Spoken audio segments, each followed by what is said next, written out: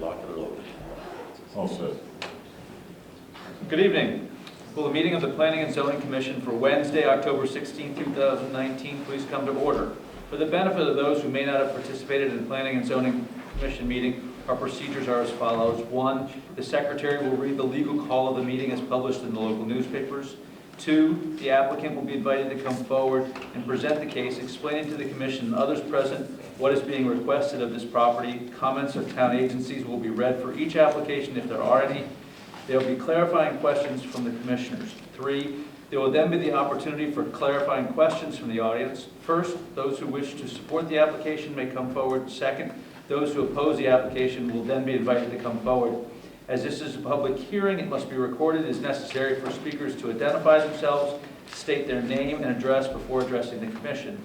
4, the applicant is then free to leave or remain for the balance of the public hearing and the regular meeting, at which time the Commission will try to reach a decision on each application.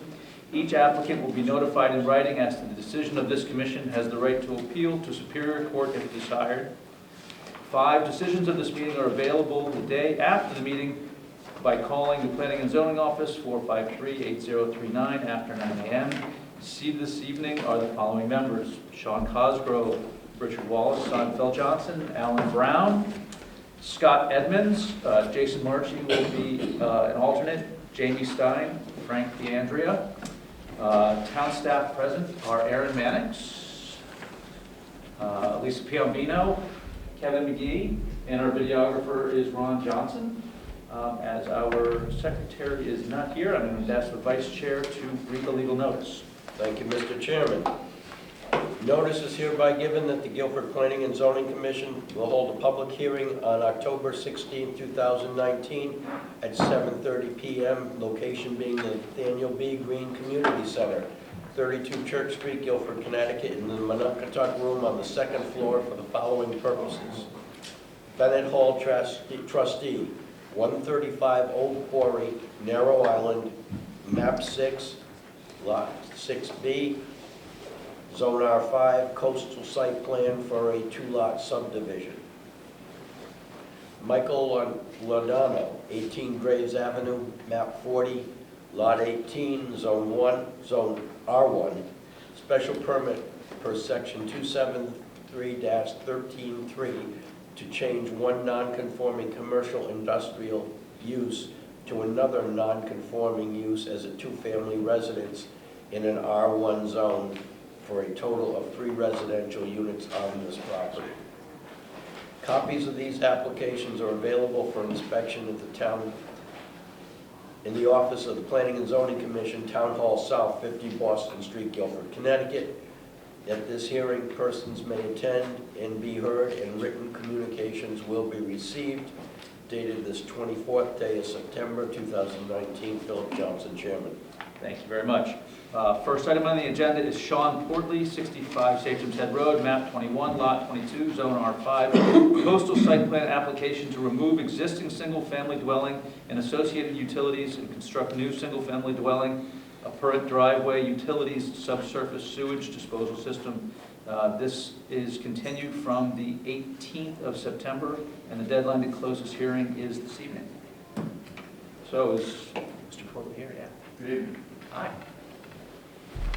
Just for the record, I'm Mike Ott. I'm a licensed professional engineer and land surveyor with Summerhill Civil Engineers in Madison. I don't think I've presented this yet to you. I think we've asked that it be continued, or postponed actually a couple times. So this is as the chairman said, this is a municipal coastal site plan review application for a single-family residential development. Can you all see that? At 65 Sachems Head Road. There's an existing house on the property now that will be removed.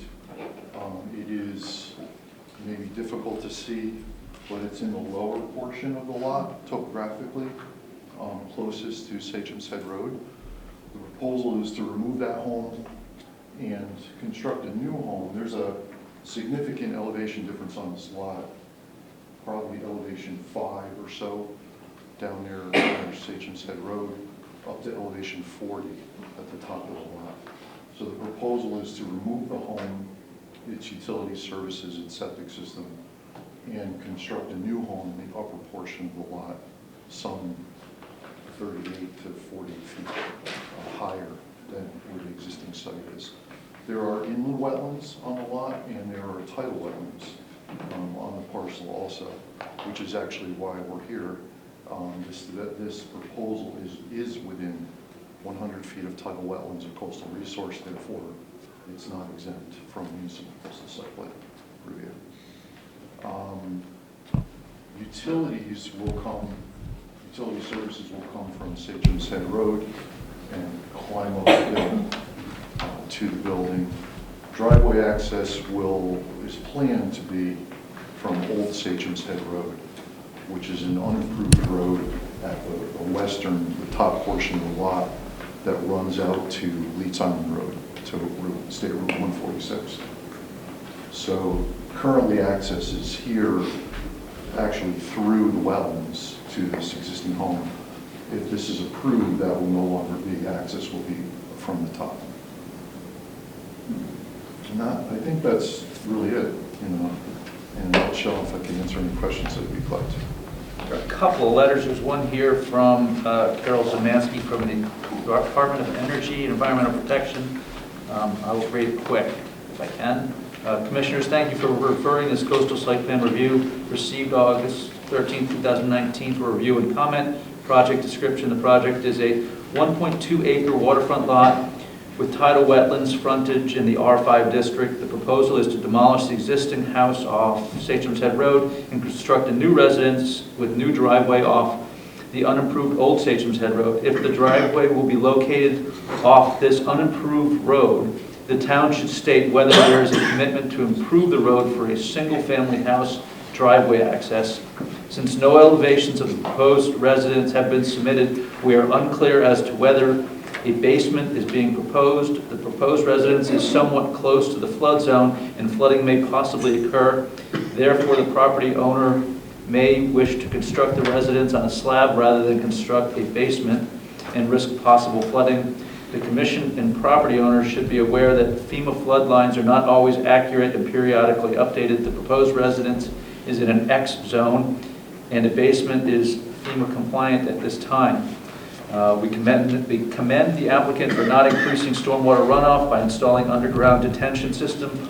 All new construction is proposed approximately 80 feet from tidal wetlands, and the limit of disturbance has been defined on the plans.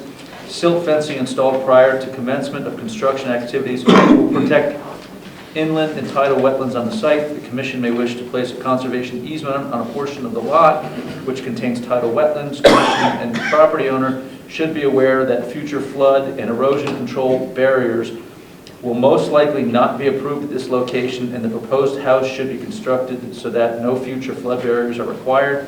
Coastal resources on site include tidal wetlands, inland wetlands, coastal flood hazard area, AE11 and X, and shorelands. Conclusion: we hope these comments are helpful to the Commission. Pursuant to CGS 22A-110, we request these comments be read into the record at the public hearing for this application. If we can be of further assistance to you in this or any other coastal management or Long Island Sound-related matter, please feel free to contact me, 860-424-3138. Carol Zemansky, environmental analyst. Do you have a copy of that? I do. Okay. We got one here from Dennis Johnson. Shoot. Planning and Zoning Commission, Dennis Johnson, October 16th, 2018. Courtney Sean, Sachem Head Road. Soil testing conducted on the applicant's lot on September 26, 2019 reveals suitable conditions for installing a code-compliant septic system to serve the proposed three-family, three-bedroom house.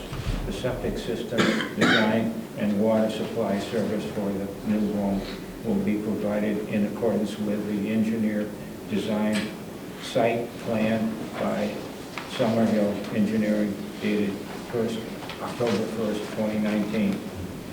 Based on the soil test results, the planning review It is recommended that the applicant proposed coastal site plan application be approved. Do we copy that?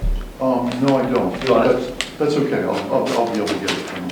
Unless Yeah, that's you want an extra, is that an extra? No, it's okay. I'll get it, I can get a copy. Whatever works. Thank you.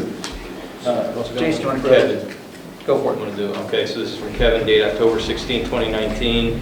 The applicant is proposing to remove an existing single-family dwelling and associated utilities and construct a new single-family dwelling, driveway, subsurface sewage disposal system, and utilities. Roof water is being treated by a subsurface infiltration system. The coastal resources on site consist of inland wetland, tidal wetlands, and coastal flood hazard areas. The property is located in a FEMA Zone AE elevation 11 flood zone and flood zone X. The site plan provides for erosion and sedimentation control measures that are designed to protect the adjacent coastal resources. The Inland Wetland Commission at its April 10, 2019 meeting approved a regulated activity for demolition of the existing residence and construction of a single-family residence within 100 feet jurisdiction review zone with conditions. The work being conducted could have an impact on the inland coastal resources if the erosion and sedimentation control measures are not properly installed and maintained. You need that? Same thing, I'll get a copy. Thank Get you. it later? Just a correction, October 9th. So, quick question. October 9th, not 19th. Can you help us understand what is meant by the unimproved road and what they're looking for? The applicant is looking to use the right-of-way and improve that up to the property for access to the lot. That's something that would require Board of Selectmen approval. And that portion of the driveway is greater than 100 feet from any coastal resource, so that it's not included anymore in the application, as it does not require So, Planning zone. St. James Head Road basically goes from the turnoff 146 and goes straight towards St. James Head, and then this property is to the right on that? Yes, there's if I bring this up, there's a series of location map up here in the corner. Yep. Does that help you? Can you read that? Okay. Okay, Okay. Yeah, So is this the old road? The dash line is old St. James Head Road. Never knew there was. Yeah, you wouldn't know, because it actually looks like, well, it is actually someone's driveway today off of Leeds Island Road. Okay. Off of 146. So do you have an easement to? No, it's kind of a complicated issue. We're working with town engineer who's in contact with town council, with Aaron, town staff. You know, we believe anyway that it is still a public road. It hasn't been abandoned or discontinued. So we're working with towns, like I said, town staff, town engineer, town council to nail down the status of it. And as Aaron said, once that's done, it will require permission from both the Board of Selectmen, and it will require approval from the town engineer, an encroachment permit, because it's a town road. So, and as Aaron said, just to be clear for the record, we've actually prepared a driveway plan for the town engineer. All that work is greater than 100 feet to a coastal resource, therefore. Right. And our job right here is just to make sure that coastal resources are protected. Exactly, and it's kind of truthfully, it's kind of a separate matter, and it's in progress, I guess would be fair to say. Any clarifying questions from commissioners? What kind of foundation do you have on this house? Are you building? Concrete solid perimeter wall foundation. So without foundation, not a slab? No, I believe there will be a basement. I can address Ms. Szymanski's letter or comment if that's Well, what you're. she mentioned that a basement was permissible, more just It is. for our knowledge. Yeah, it is. She may not have understood the topography here. What's the elevation of the grade there? Yeah, even if you had a basement, the finished floor is labeled on the plan. The first floor is elevation 44. Even if you had if you subtracted 2 feet for the depth of framing, you had 10-foot walls, you'd be, 30 plus. yeah, you'd be 10 or more feet above the base floor elevation. So, and horizontally, all this work is outside the limits of the special flood hazard area zone. Sounds like a better location. Also pertaining to that letter from Carol, it says that future Future flood and erosion control barriers will most likely not be approvable at this location. Why does that? So any erosion controls. That's in my experience, that's a very common comment, not really applicable to this. I think what she's talking about is shoreline flood and erosion control structures, which are defined in the statutes in the Coastal Management Act, and they don't apply to this lot. And by the way, that letter also says this is a waterfront lot. It's actually not. Right, I was like, where is the water? Yeah, it's definitely not a waterfront. In follow-up to your comment about protecting the water resources, liaison to Inland Wetlands Commission, so I know you worked before us twice with this. There was some discussion about the digging of the trench for the electrical supply and the water supply. Yes. So that I think they were concerned about the depth and how that might affect the wetlands adjacent, where we were clear on that there would be no negative impact to the inland wetlands for the digging of the trench. Right, and the impacts are going to be mediated by their planting plans they had, so any digging through the wetlands they had. Right. They have a plan to put that back, and there's no digging within the tidal wetlands, which would be the state's jurisdiction. We were satisfied. Okay, good. Just wanted to bring that up. In a proposal like this, there's typically some stipulations that we put on, including that the pre-construction meeting with the zoning enforcement officer, property owner, and site contractors occur prior to any site disturbance, and that all soil erosion and sedimentation controls be installed to the satisfaction of the zoning enforcement officer prior to any site work. Are you fine with those stipulations? Absolutely. Any other questions from commissioners? Would anybody in the audience like to ask a question or clarifying question with respect to the application? I'd just like to see the Sure. site Step plan forward, for a second. state. No, I can't see it from where I am. Sure.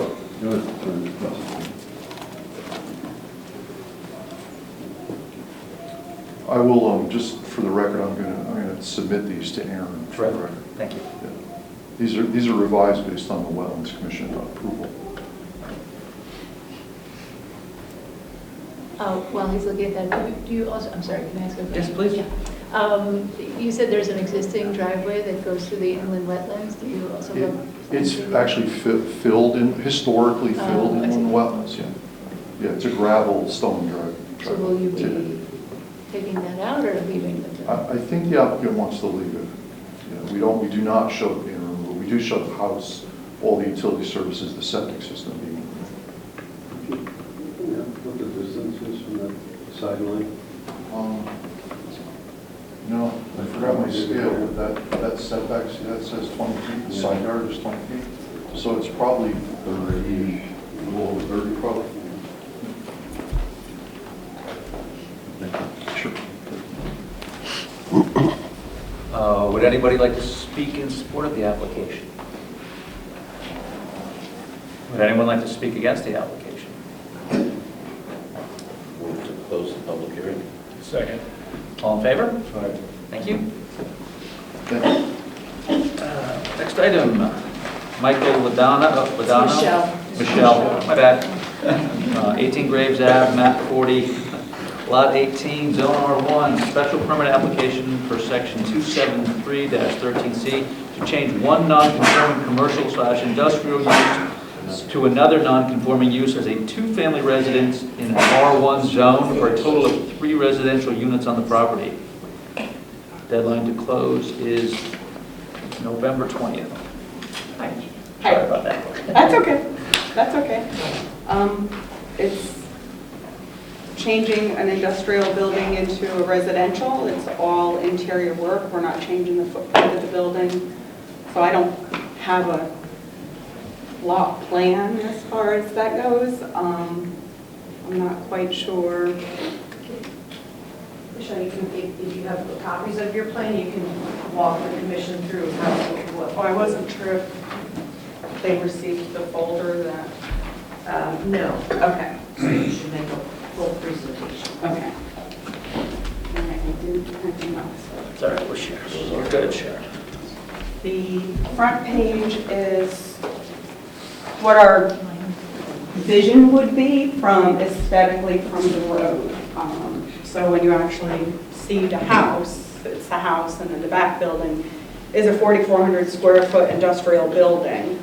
And our proposal is to use structure of the building, and on top of the garage would be a single unit, 1 bedroom, 1 bath, and then the section to the right, which is covered by the bushes because we'll have a lawn, will be a 2 bedroom, 2 bath.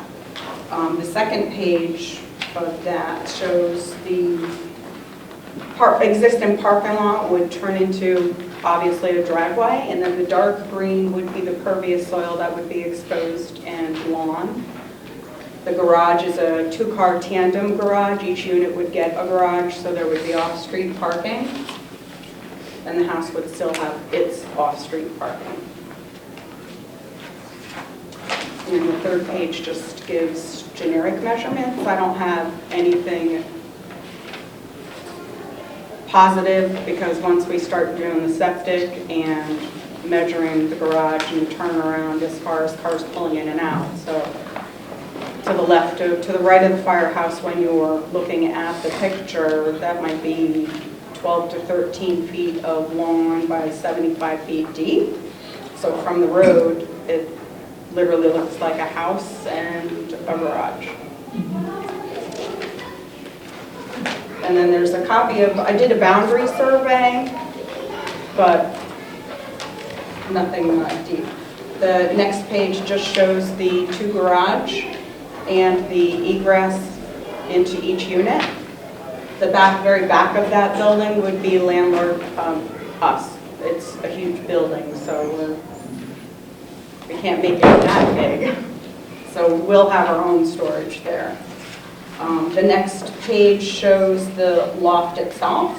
The stairway up would be from the back side of the garage, going into kitchen, open space, open concept kitchen, living room, 1 bedroom, and a bathroom and a laundry room.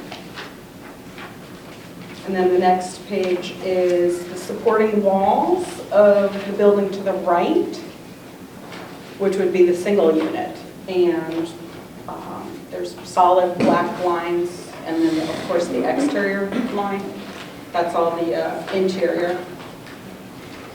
And then the next one shows the actual layout of the second unit, which would be 2 bedrooms.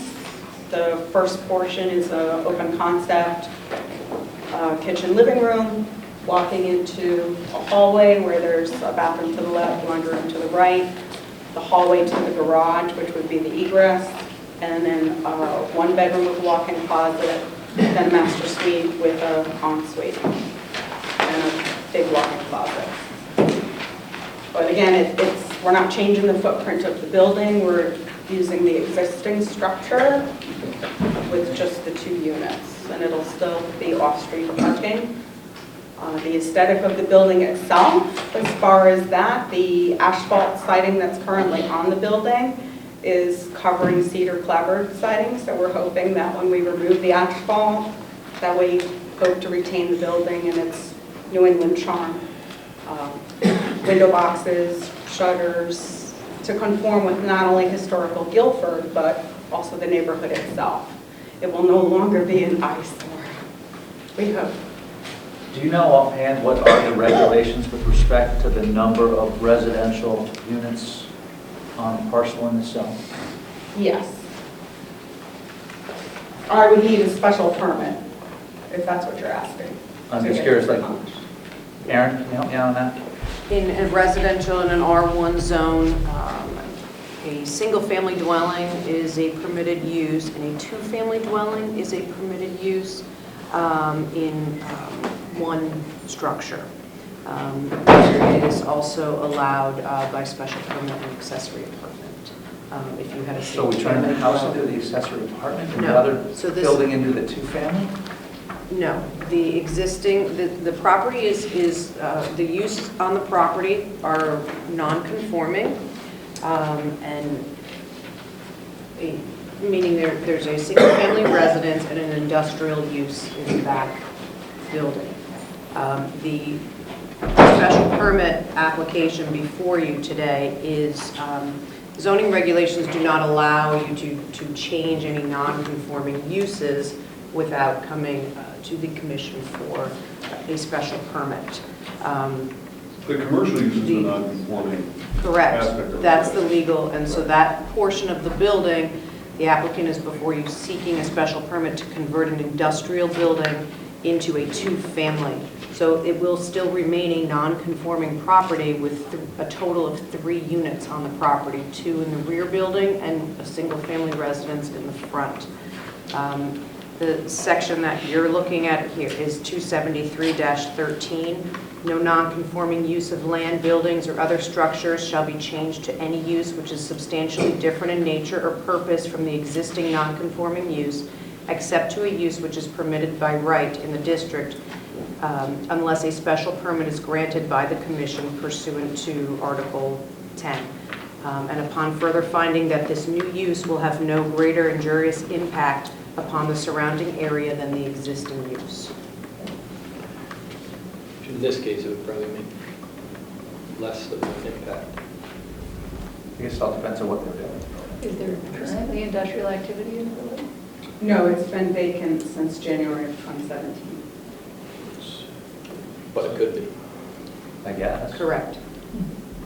I guess I'm coming back to, again, the regulations that allow for a two-family unit and an accessory structure by special permit. Is that what it's? No, I'm sorry. We're just agreeing to changing the non-conforming Correct. aspect of it.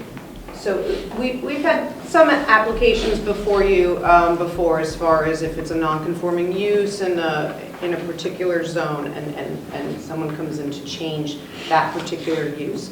So if somebody came into, or a tenant looked to occupy that rear building in the same form that it has been as an industrial use, that would be allowed. However, changing the use of this building, unless you were bringing the property into compliance with what is allowed in an R1 zone, would require a special permit. So changing this industrial use to another non-conforming use, which is a two-family dwelling in the back, is allowed by special permit if the commission finds that is a less impact to the surrounding area. We would prefer to have it be a residence rather than have a business and residential zone. Yeah, I guess what I'm still struggling with is the number of residential units on a single parcel. But that's my problem, not yours. I think that could be addressed by Dennis's letter. Okay. You want This is from Dennis Johnson, Director of Health, October 16, 2018. Subject Ladano, Michelle, 18 Graves Avenue, map 40, lot 18. Soil testing conducted on the applicant's lot revealed suitable conditions for installation of a separate septic system to serve the proposed two-family residence. The proposed two-family buildings will be permitted to have a total design capacity of 1 bedroom and 1 two-bedroom apartments. Based on the site plan review and soil test results, it is recommended that the applicant's proposed special permit be approved. Any clarifying questions from commissioners? I can Sorry. add to that. There are 2 septic systems on the property currently now. The house has its own, so we would be upgrading the current system for that back building to accommodate this proposal to a geomatrix upscale capacity. Mr. Chairman, I'd also like to make you aware that the applicant is seeking a waiver of a professionally prepared site plan as part of this application. Any other questions from commissioners? Is there anyone in the audience that would like to ask a question of the applicant? Bless you. Would anyone like to speak in favor of the application? Yes. Please come forward, state your name and address for the record. Thank you. Shai Spanola, Please do, if you would.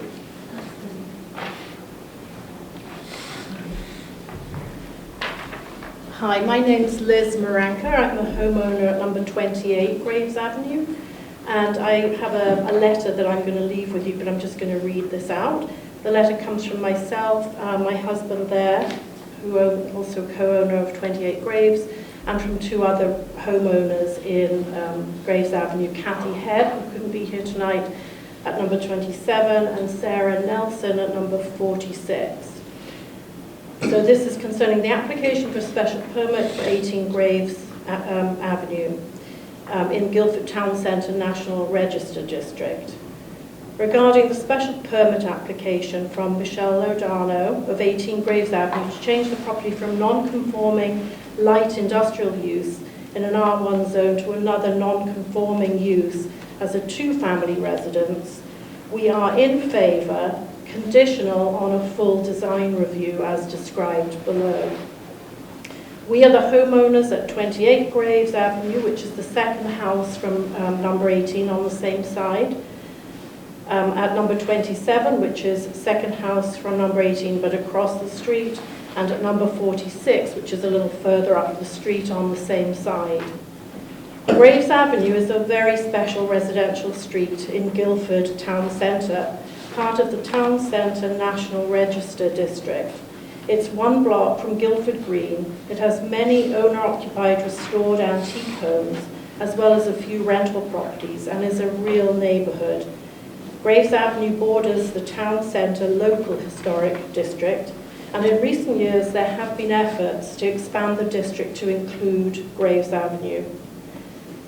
We very much welcome any effort to remove the grandfathered non-conforming light industrial use at number 18, so that this property reverts to a true residential site in keeping with the rest of the street. The requested change to replace this with a different non-conforming status with 3 residential units on the property does set a precedent and raise some questions. We're very supportive of some type of conversion or rebuilding of the existing garage barn structure, which was previously occupied by R&B heating and cooling in the barn garage behind the house. But we feel sufficient care must be taken in its planning and design so that the end result is harmonious with the rest of the streetscape and in keeping with its special location in the historic town centre. Because of this, we are opposed to the owner's request for planning and zoning to waive the usual requirement of preparation of a full site plan by a professional. That's detailed in section 273.97 of the zoning code. The plans as submitted here seem vague, and it's hard to determine exactly what's being proposed. The photograph of the reimagined front of the barn garage looks fairly unchanged, and it's surprising that the intent is to keep the large industrial garage doors in place after conversion to residential space. Because the property falls within the Town Centre National Register District, we request full design review performed by the Historic District Commission rather than the Design Review Committee. And we also request that the proposal be tabled to allow time for the Historic District Commission to review the proposal. We had some additional questions and comments, and some of these might have been answered in the presentation. So the first is, has septic provision been considered for the conversion? Would it meet required setbacks? And then the second is, are there any contamination or site remediation issues on the site? It was used for light industrial for a long time, and one plan shows boat repair use. Is there additional space left in the building not accounted for by the 2 apartments, e.g. the boat repair area listed on one plan? If there is space left, what would or could it be used for according to the zoning rules? And lastly, will the garage space be used for additional residents' cars or for some other use? Will sufficient parking space for all residents be provided? Because street parking is tight at that end of Graves Avenue. We hope these matters can be resolved, and we want to emphasise that despite these objections, we're really supportive of this being used for fully residential use. So thank you for your consideration. Thank you. And I'll give you, yeah, that's the printout. And what are the requirements with respect to design review? Is it in the historic district? It needs So you do have some options. The design review committee is more towards a commercial application. You do have a provision in your regulations that this may, as a commission, you may wish to utilize. Under section 273-36 for accessory structures, we have letter B states, where in the opinion of the commission an accessory structure has historic or architectural merit or contributes to the historic character of a district or neighborhood, the commission may require that changes made to the appearance of the building may be consistent with the historic or architectural style of the building and do not detract from the contribution of the building to the district or the neighborhood in which it is located. In making such a determination, the commission may consult with appropriate professionals or other experts in historic preservation or architectural design. Provided that this is in... But I don't think, from what I can say, I don't think anybody sees this as a historically significant building. I think what you could say is, as this structure is from the 1920s, the surrounding area, although this particular property is not on the list of historic structures inventory, there are quite a few on the road that do, that are on that list. So there is historic value in the road and in the neighborhood. And in that case, you could call upon this as an accessory structure and look to your historic district commission for some guidance as far as any of the design, if the commission should interest. The existing structure contributing to the historic nature of the area, along those lines, right? If the structure has historic or architectural merit or contributes to the historic character of a district or a neighborhood. I mean, it's a 4,400 square foot building in the neighborhood. That'd be a hard argument to make. There's nothing historical Right. about it. I mean, the only thing that would be, it's got the original clapboard siding on it, and when we take the asphalt shingles off the building, we're hoping to expose the history of what it used to be. Watch what you ask for, because it could be covered in lead paint. No, it's not. All right. No, it's not. Okay. No, we've tested the asphalt. Oh, good. We're actually pretty excited because it looks like it's in pretty pristine condition. Huh? So fingers crossed, but you know, we would like to leave the exterior if in fact it's salvageable for the garage portion as is. I don't want to cover it. I would like to unveil it. And Does it meet all setback requirements with respect to residential setbacks? No, the structure is non-conforming. Got it. I can't change the footprint of the building, so I'm working with what we have. It's all interior. And your question as far as the unused space, the loft is less than 1,000 square feet, 1 bedroom, 1 bath. It's on top of what would be the 2-car tandem garage, so there would be no on-street parking. Everyone is going to be on the lot itself. The house itself has the 2 parking spots next to it, just behind those hostas. So the house will have 2 spots.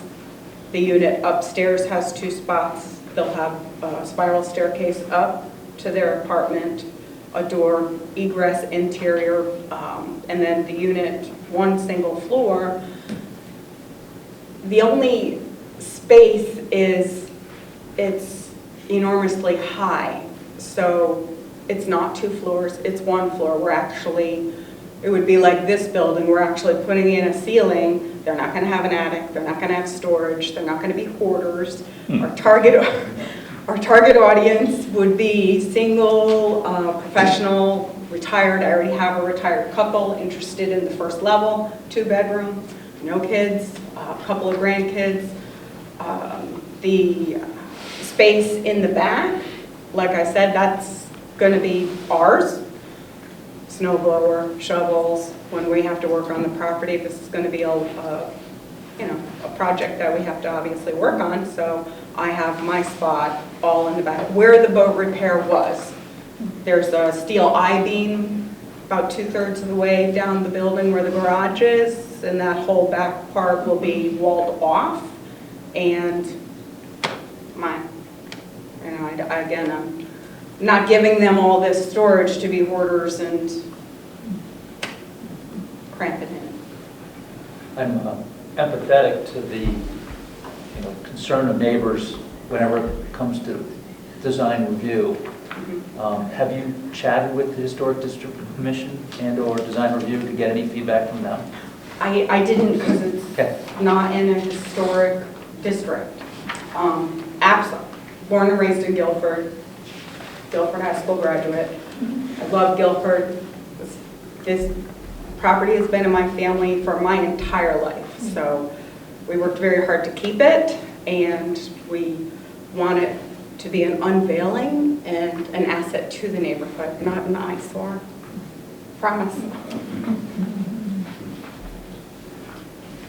Would anyone else like to speak in favor of the application? Would anyone like to speak against the application?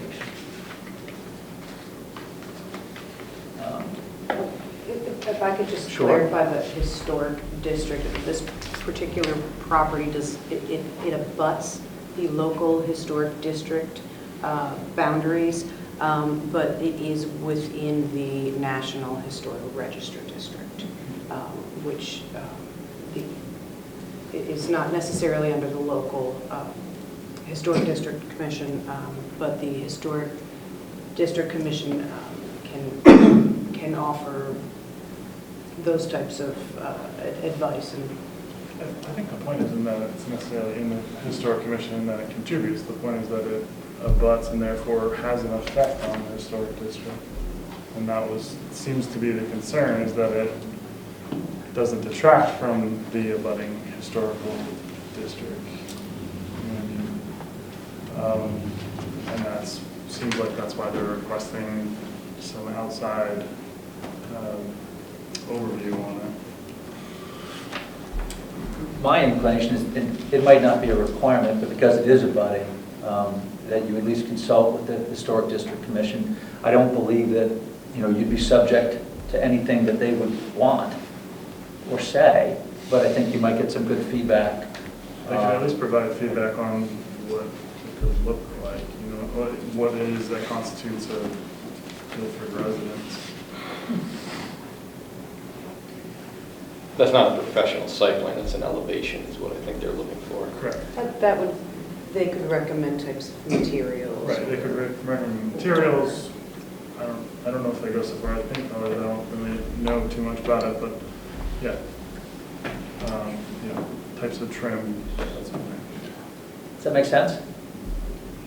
As far as aesthetically, with siding and As far as trim and aesthetics, windows and whatnot, I mean, absolutely, I'm open for suggestions.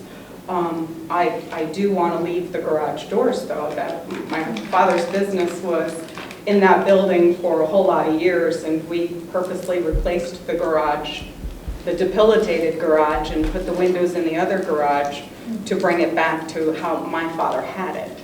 So I really don't want to remove those garage doors that I just did. As you may be aware, we have a provision for 2 meetings for special permit.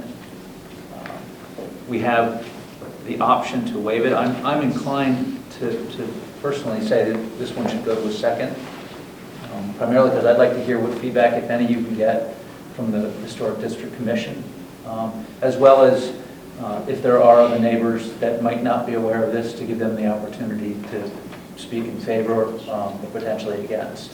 But again, that's one man's opinion.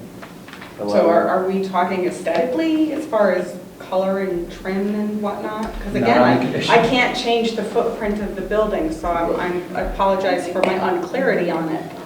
I actually sort of heard the letter from the public a little bit differently, not pertaining to the historic value or the historic sort of aesthetic of the structure, but more, a little bit more clarity on the site itself and the sort of the plan for where you're implementing grass and turning radius for the cars that are meant to park back there. And I think it's a little hard for me to follow the plan. So I heard the letter speaking more about,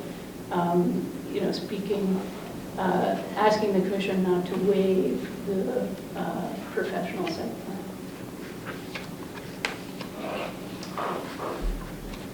I think we keep it open. Yeah, okay. Cycle. When's our next meeting? So we should make a motion to continue. November 6th, if you're interested in having the Historic District Commission look at something, they meet once a month, and so you would have to table this a month. Could she speak to a member or members of the commission informally? Does she have to go, I mean, because it's not under the, it will not be under control, they will not have a final say, it's just getting feedback. I think it would be the commission, if you're referring to a commission, it would be representatives of the commission. If they determine, which sometimes they do, is assign a subcommittee, which would be 1 or 2 members to handle a particular review, that may very well be how they do that, but I'm not sure that you'd be comfortable referring to one member of a commission for a review. If I'm understanding this correctly, this address does not fall under the purview of the historic district. Correct, it does not lie So within the local historic. The only reason for this applicant to talk to the commission is really as a courtesy, and to get some feedback that would help her understand, if there are aesthetic considerations that would meet with a higher level of approval from the neighbors. I mean, is that? That's kind of where I'm trying to get to. Right, we have discretion to ask for that to happen. Is basically what she read out, is what the stipulation that she read out earlier. Is that we as a commission have the discretion that if we feel like it needs to be reviewed, we can ask for it to be reviewed. But it's going to be advisory only That's right. regardless. I mean, we That's the can't, thing. It's So- still, yeah, exactly. I mean, it's great that she wants to do it, but we It's can't base a advisory. decision off of that. I mean, we have to, Yeah, exactly. I mean, And so- and that delays her project. Exactly. Stretches the whole thing out. So- I mean, I understand what they're saying, but like I said, at the end of the day, we're a land use commission here. We can take all the suggestions, but we can't put it into a motion. Okay. Well, someone want to make a motion to continue to our next meeting? So moved. Second. All in favor? Aye. Thank you. So we'll take this up, hopefully very quickly at our next meeting. If in fact you can get some feedback from the Historic District Commission, I think that would be terrific and be very helpful for us and neighbors. It's obviously, that has no authority over you, but it might give others a greater sense of ease with respect to the project and help us help you. Okay. Thanks. So who am I supposed to contact, or how? At the very How least, long you before could, we talk? at the very least, you could provide a little bit more information about what you think it's going to look like. And you have one photo, you know what I mean, but at the very least, you could demonstrate a little bit more about what you think it would look like, so that your neighbors would have a I need clear. something like this. This is the single I think unit with the lawn in the front and a sidewalk.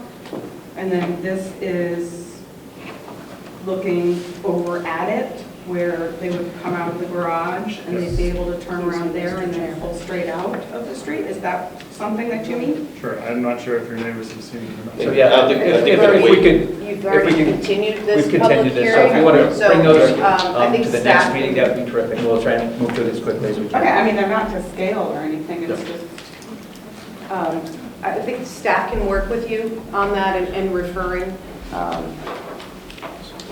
Okay, your sorry, application we've had a motion. comments. Oh, yes. I just wanted to ask, is it, your name's Jamie? That's correct, Jamie. So Jamie brought up the issue of this additional waiver of the professional design. Is that a decision that doesn't get made today, it gets made the next? We'll make it. Exactly. Next item is Bennett Hall, trustee, 135 Old Quarry, Narrows Island, map 6, lot 6B, zone R5. Coastal site plan and subdivision request for a 2-lot subdivision. Deadline to close hearing is 11/2019.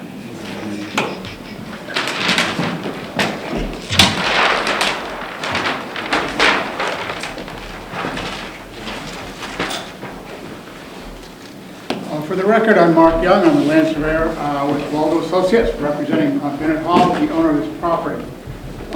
This is requesting approval, coastal area management approval for the subdivision of this property into 2 lots. This is a portion of Narrows Island. It's about 2.8 acres total. The proposal is to divide it into 2 pieces along the line shown here. Currently, there are 2 residences on the lot, one here called Studio and the main house over here. Last month, we were here requesting coastal area management approval for a new septic systems serving each lot. That approval was granted. These systems have been constructed and approved by the health department, and the landscaping is pretty much finished. The grass seed is probably germinating as we speak.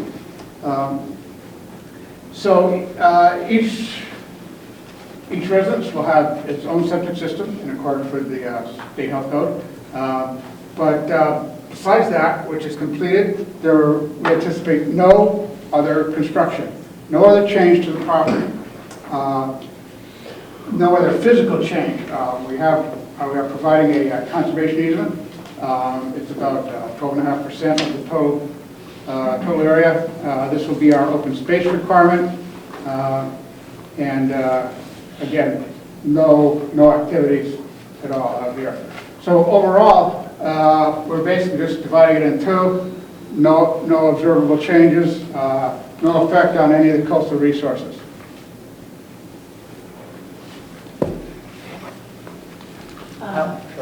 How have we covered street frontage? Do we have that? These are interior lots, okay? They have right-of-way over Old Quarry, over the road through Old Quarry Association to Old Quarry Road.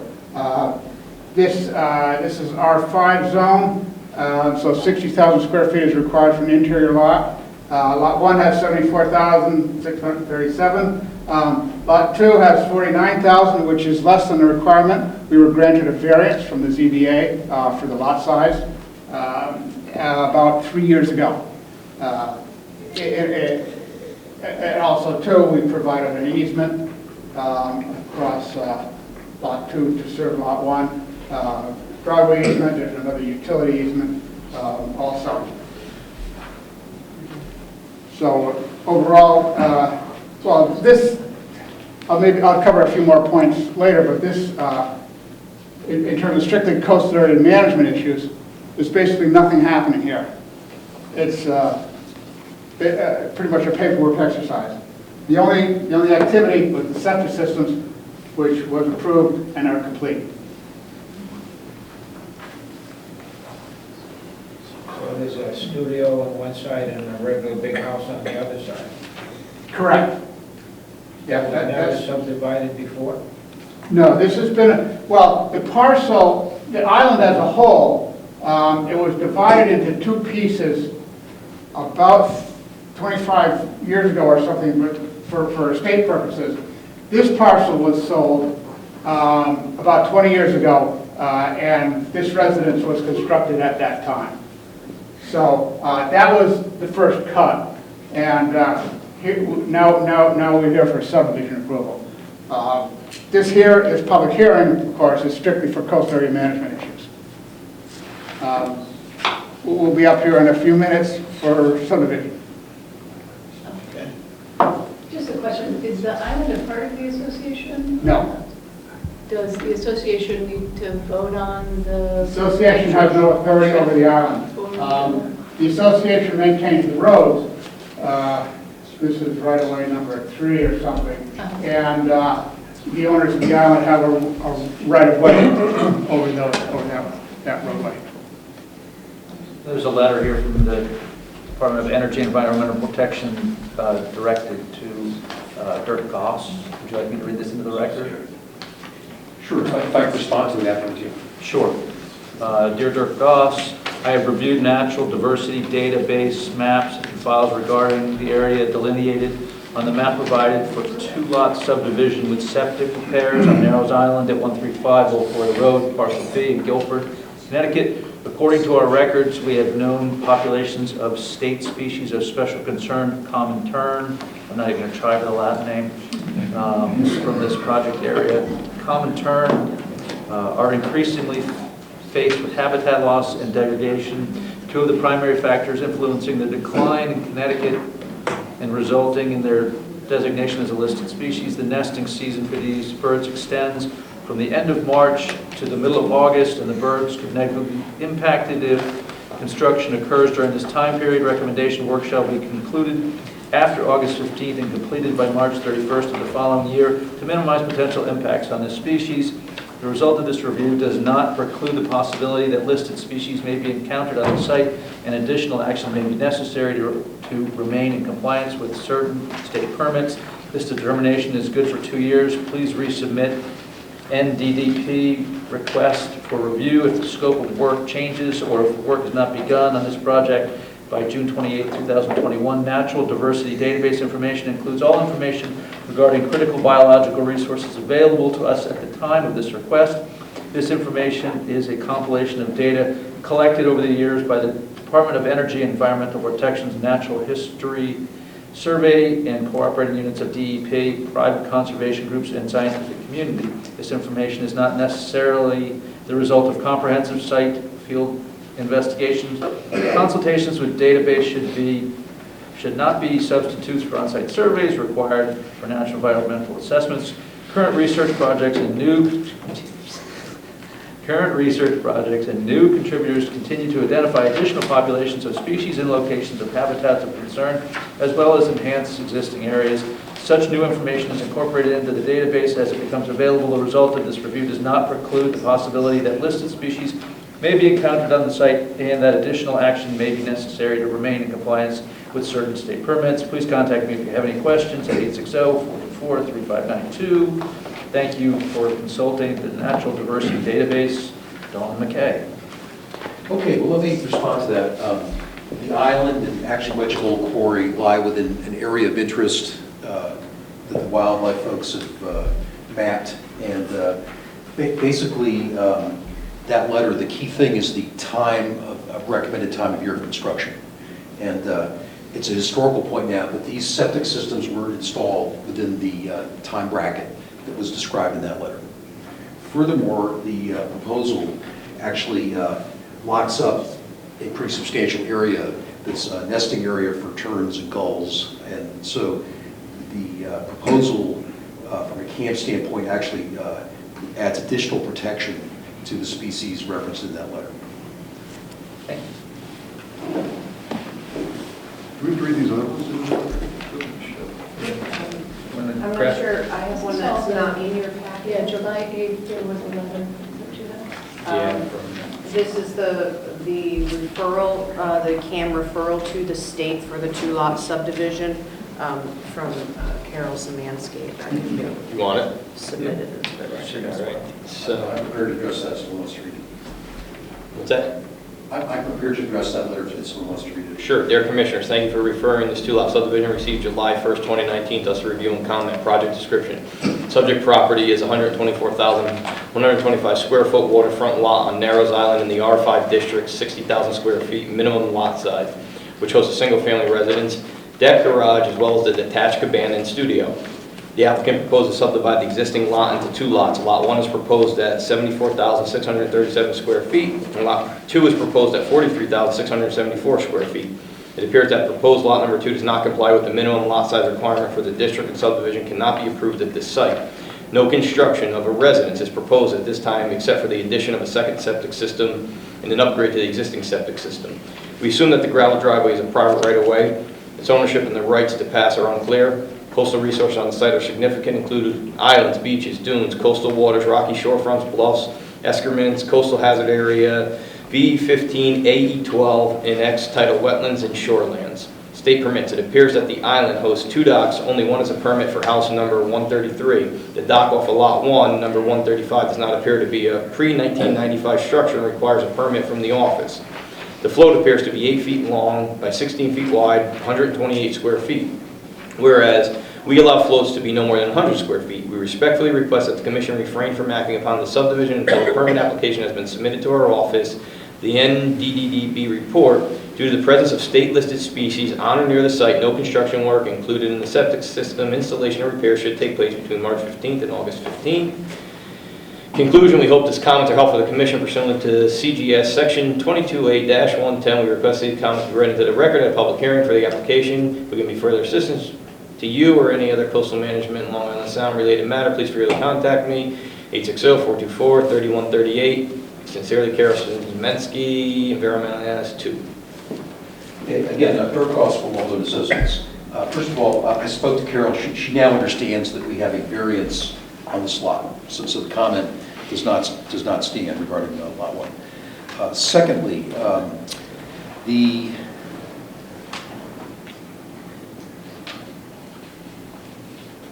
private, the right-of-way question was addressed by Mr. Young previously, so that's actually not a valid criticism. We have deeded rights of way to the property. In terms of the state permits, I looked at the aerial information. I actually agree with her conclusion that we have an unpermitted dock here. I'm not quite sure where she got the float area. It's actually, it's under 100 feet. It's like 96 square feet, which would apply with the general permit for a dock. However, more importantly, we applied at her recommendation. And I want to stress she has no formal authority over this process, but we did follow her recommendation to get the dock registered, and we have submitted an application, as indicated by this newspaper notice, of an 80-page structures, dredging, and fill permit with the state. So we have followed her direction to get this dock permitted properly. Okay. As I said before, we did respect the time bracket of the NDDB report of the construction of the septic systems, and I'd just like to read a letter that was sent to Kevin McGee regarding Mrs. Szymanski's letter. Dear Mr. McGee, in response to the July 8, 2019 letter from Carol Szymanski, Deep Olisp, we offer the following. Project description. A variance was obtained from Guilford ZBA to allow Lot 2 to be the proposed size. The rights to pass on the right-of-way are established by deed. State permits. The applicant has begun the process, and actually we've actually submitted it, of producing a general permit dock application to the state. The subdivision application has been tabled. The current CAM application now includes a request to approve the portion of the dock landing within the town's jurisdiction above mean high water. And that was actually the last time we appeared before you for the CAM. So the part of the dock that's above mean high water is approved by the town of Guilford, which is under their jurisdiction. And finally, the applicant proposed installation of the septic system repairs within the time period indicated. So there are a couple of other notes here. One is from the Conservation Commission, dated September 13th. Guilford Board of Selectmen, Guilford Planning and Zoning Commission from Laura Collins, Chairperson, RE Conservation Easement 135, Old Quarry Road, Guilford, Connecticut. The Guilford Conservation Commission at its August 28, 2019 meeting reviewed the conservation easement proposed as part of the subdivision for 135 Old Quarry Road. The Connecticut Department of Energy Environmental Protection Natural Diversity Database review for this property noted that the common tern, a state species of special concern, is located in the area and may be encountered at this property. Based on the need to protect the habitat of the common tern, the Conservation Commission recommends the town of Guilford accept the conservation easement. Get a copy of that. Looks like there's one more. Dennis. Right? No, from Keith Bishop, Land Acquisition Commission, regarding the conservation easement. The Land Acquisition Committee at its September 5, 2019 meeting, reviewed the request for the town of Guilford to accept ownership of the conservation easement proposed as part of the two-lot subdivision of 1350 Quarry Road. The conservation easement area located on the southwest corner of the property was reported to contain common tern, a state species of special concern. Based on the need to protect the habitat of the common tern, Land Acquisition Commission recommends the town of Guilford accept the conservation easement with the condition that the deeds provide for access to the conservation easement area by town staff. Tackle Genesis. Okay, Planning and Zoning Commission from Dennis Johnson, Director of Health, October 16, 2018. Subject Bennett Hall, Trustee, 135 Old Quarry Road, Narrow Island, map 6, lot 6B. Soil testing conducted on the applicant's proposed two-lot subdivision on July 10, 2019 revealed suitable conditions for installation of code-complying septic systems for the two existing houses. 2 new septic systems were recently installed on the island, and each system is located on the proposed lot on which the dwelling is located. Septic system designs and building lot configurations comply with the design standards of the Connecticut Public Health Code. Water supply for each of lot will be provided by private well. Based upon soil test results and site plan review, it is recommended that the applicant's proposed subdivision be approved.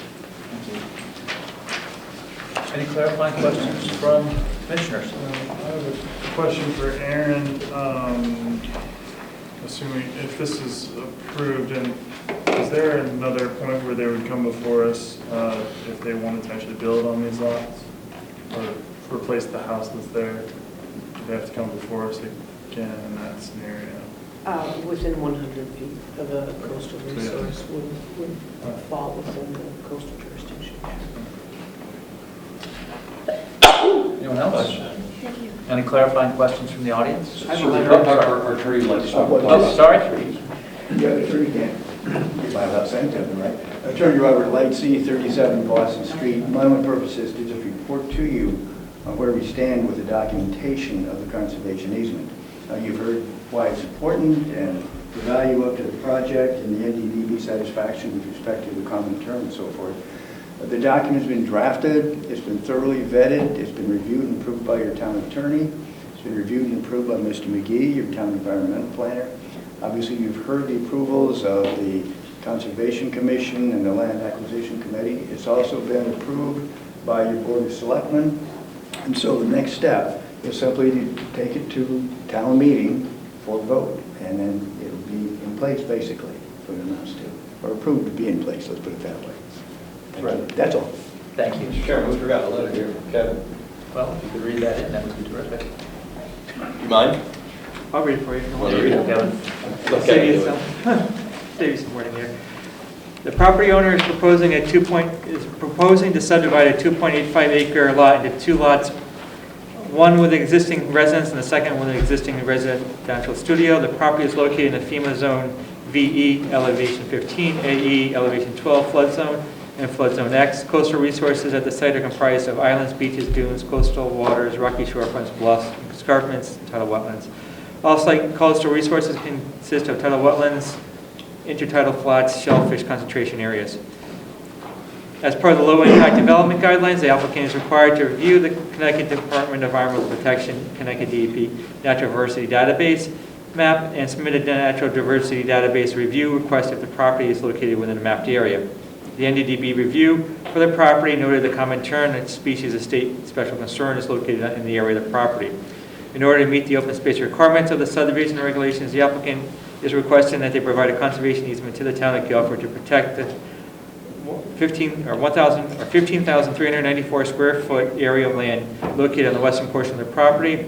The conservation easement has been reviewed by the Conservation Commission, the Land Acquisition Commission, and the Board of Selectmen, and all boards are in favor of accepting the conservation easement based on the Connecticut DEP review that the common tern is located in the area of the property.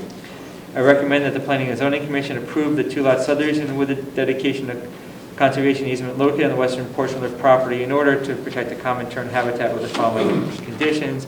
One, the language of the conservation easement shall be in accordance with the standard conservation easement document of the town of Guilford. The terms of the conservation easement shall be made restrictive covenant running with the land and binding with successor and signs. If the conservation easement is not approved by town meeting, the applicant shall file a deed restriction with similar language. 2, conservation easement be filed in the land records prior to or at the time of the filing of the approved subdivision map.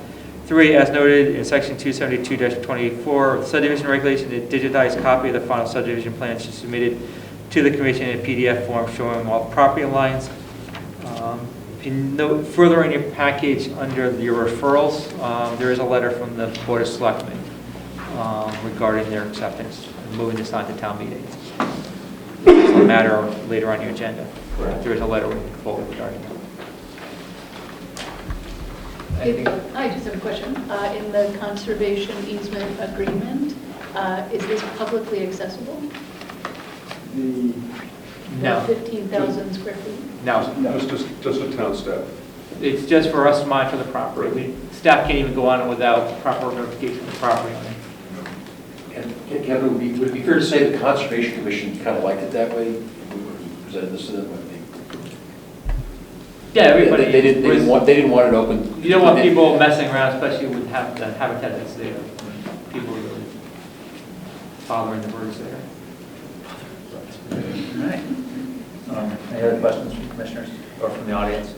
Yeah, I have a question. There you go. This is just do you have to cross a bridge to get to this property? Yes. You do? I swear. It's shown right here. It's shown right here. Yes, right there. On the map. And this has never been tried to be divided before?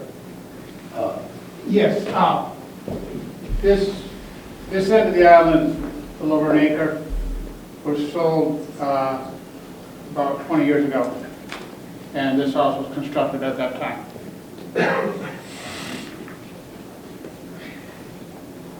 I was on the zoning board of appeals, and I swear this came up in front of us to be divided, and the man that owns both of this property you're talking about was going to move into that small one to the right there, the studio, and he was going to sell the one to the left, and I thought that was already figured out. We divided the land up, and Well, that was probably when we applied for a variance for the lot size about 3 years ago. That was to allow this subdivision to take place. For various reasons, it was not, we haven't applied for it until today. so, okay. I just, it was bothering me because I remember doing that. I remember going over to the property. I remember talking to the man. The man's here. The man's This is the organization of that process we got areas. Would anyone like to speak in favor of the application? Would anyone like to speak against the application? Attorney Beatty, step forward.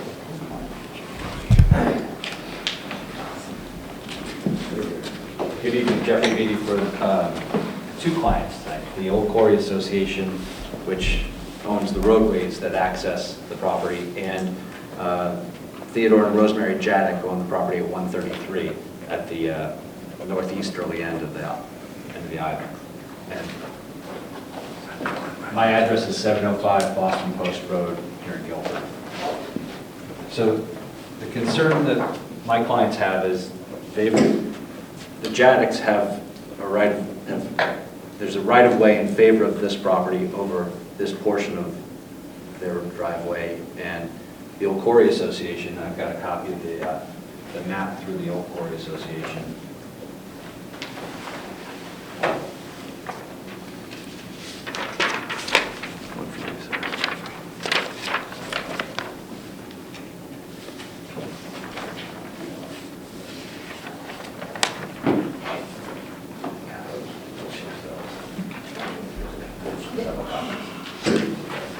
So,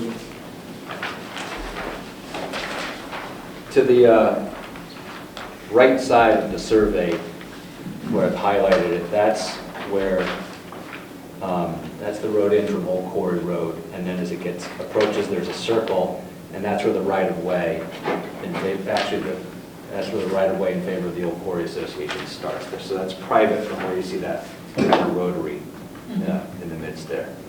And though it's about a half a mile from where that starts to where the bridge crosses over to the island. That's private, that's land that's owned by the Old Quarry Association, and it goes from, and it's dark, and there's people who walk on it, and the concern is that the property, if the subdivision were to be approved, it's going to become a very valuable piece of property. The taxes on Mr. Hall's lot as it is are substantial. They're in excess of $85,000 a year. And if the lot gets subdivided, I'm assuming that the lot that's created is going to have value, maybe not that high, substantial value. It's on an island, it's right on the water. It's a gorgeous location. It should be worth a lot of money. The problem is that the tax burden can be substantial. I know Mr. Hall has rented the property out on numerous occasions through VRBO, and I've got copies of his listing. And the concern that my clients have is not so much if somebody owns it and uses it for their personal use, but if they rent it out for short-term rentals. People coming through who aren't familiar with the Old Quarry Association roads, there's no lights on the streets at night. Might not be there's a lot of people who walk, ride their bikes in the area. Could be at risk. So that's the concern that they have. That there's going to be people coming in there, renting it on short term, not familiar with it, and creating hazards for people who live there. There aren't any current regulations prohibiting short-term rentals in Guilford Road? Not that I'm aware of, but within the Old Quarry. But they're not in the Old Quarry Association? I know they're not, but within the Old Quarry where they drive through, there are not permitted short-term rentals. But he can rent the property right now, can't he? He is renting the property right now. I know he is, that's why I'm asking. I didn't say he couldn't. All I'm saying is that if you divide the lot into two parcels, each facing similar tax burdens, you've doubled the number of people who could, potential number of people who could be. They're not increasing the number of residences, so. There's two separate lots. Right, but I mean, he could be renting them all out as they are now. Absolutely. So you're not increasing the number of units that could be potentially rentable. You're right, but you are increasing the tax base for now. One lot that's paying taxes at $87,000 to two lots that may be facing a similar tax burden and wanting to supplement their income to address the taxes. Or offset the expense. Right. Is the Old Quarry Association proposing or suggesting anything other than saying no to this? Well, you have the discretion to attach conditions to your approvals to address public safety concerns. And what would we want to do? I leave that to your discretion, what you would want to do to reduce the public safety concerns.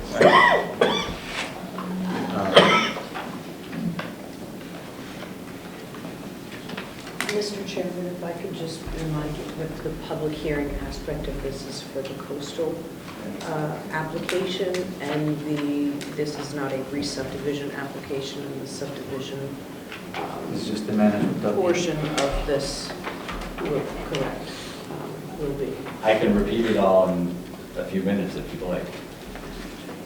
Just to.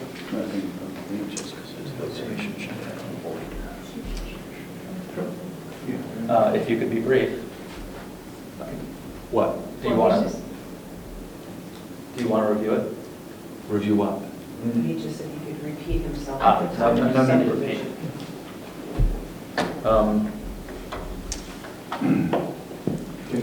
Can I address this concern? Sure. Come on up, state your name and address for the record, please. My name is Bennett Hall. The property is owned by a trust, of which I'm a trustee. I don't know if you know or not, but I'm 71 years old, and this property's been in our family for 83 years. My mother and father bought the island from the in the foreclosure from the Beatty Quarry. And then they, after World War II, they purchased all of the old quarry property from the bank in foreclosure, and they developed the quarry exactly the way it is now. All the rules and regulations in the quarry were set up accordingly. My father at one point asked the quarry whether they wanted the island to be put into the quarry. They said no. At that point in time, that was probably 30 or 40 years ago. And so the island has always been through the town of Guilford, and there are deeded right-of-ways to the island.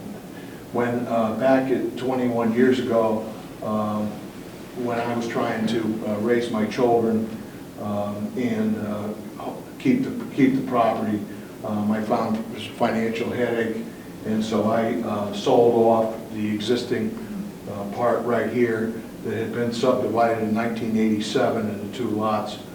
And so this property was sold to the Jaddicks. They've been great neighbors. They lived there for 21 years. They built a new house there. It's currently on the market. They're trying to sell it. And so I have had to pay the taxes on this, which are substantial, as Mr. Beatty points out. I'm not getting any younger. So I'm having a hard time paying the taxes. And so what we're proposing is to sell off this property. The people that are moving into it, I have a sales contract to sell it to them. They're a retired couple, an attorney and a school teacher. And they have no children and no grandchildren. And they're to keep the house exactly the way it is and put a new kitchen in there. And just park 2 cars here.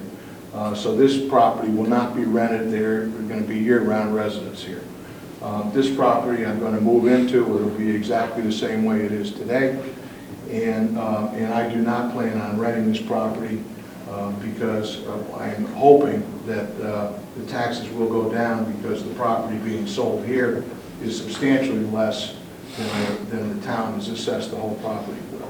So I expect that, if anything, the rental traffic will decrease dramatically over what it is today.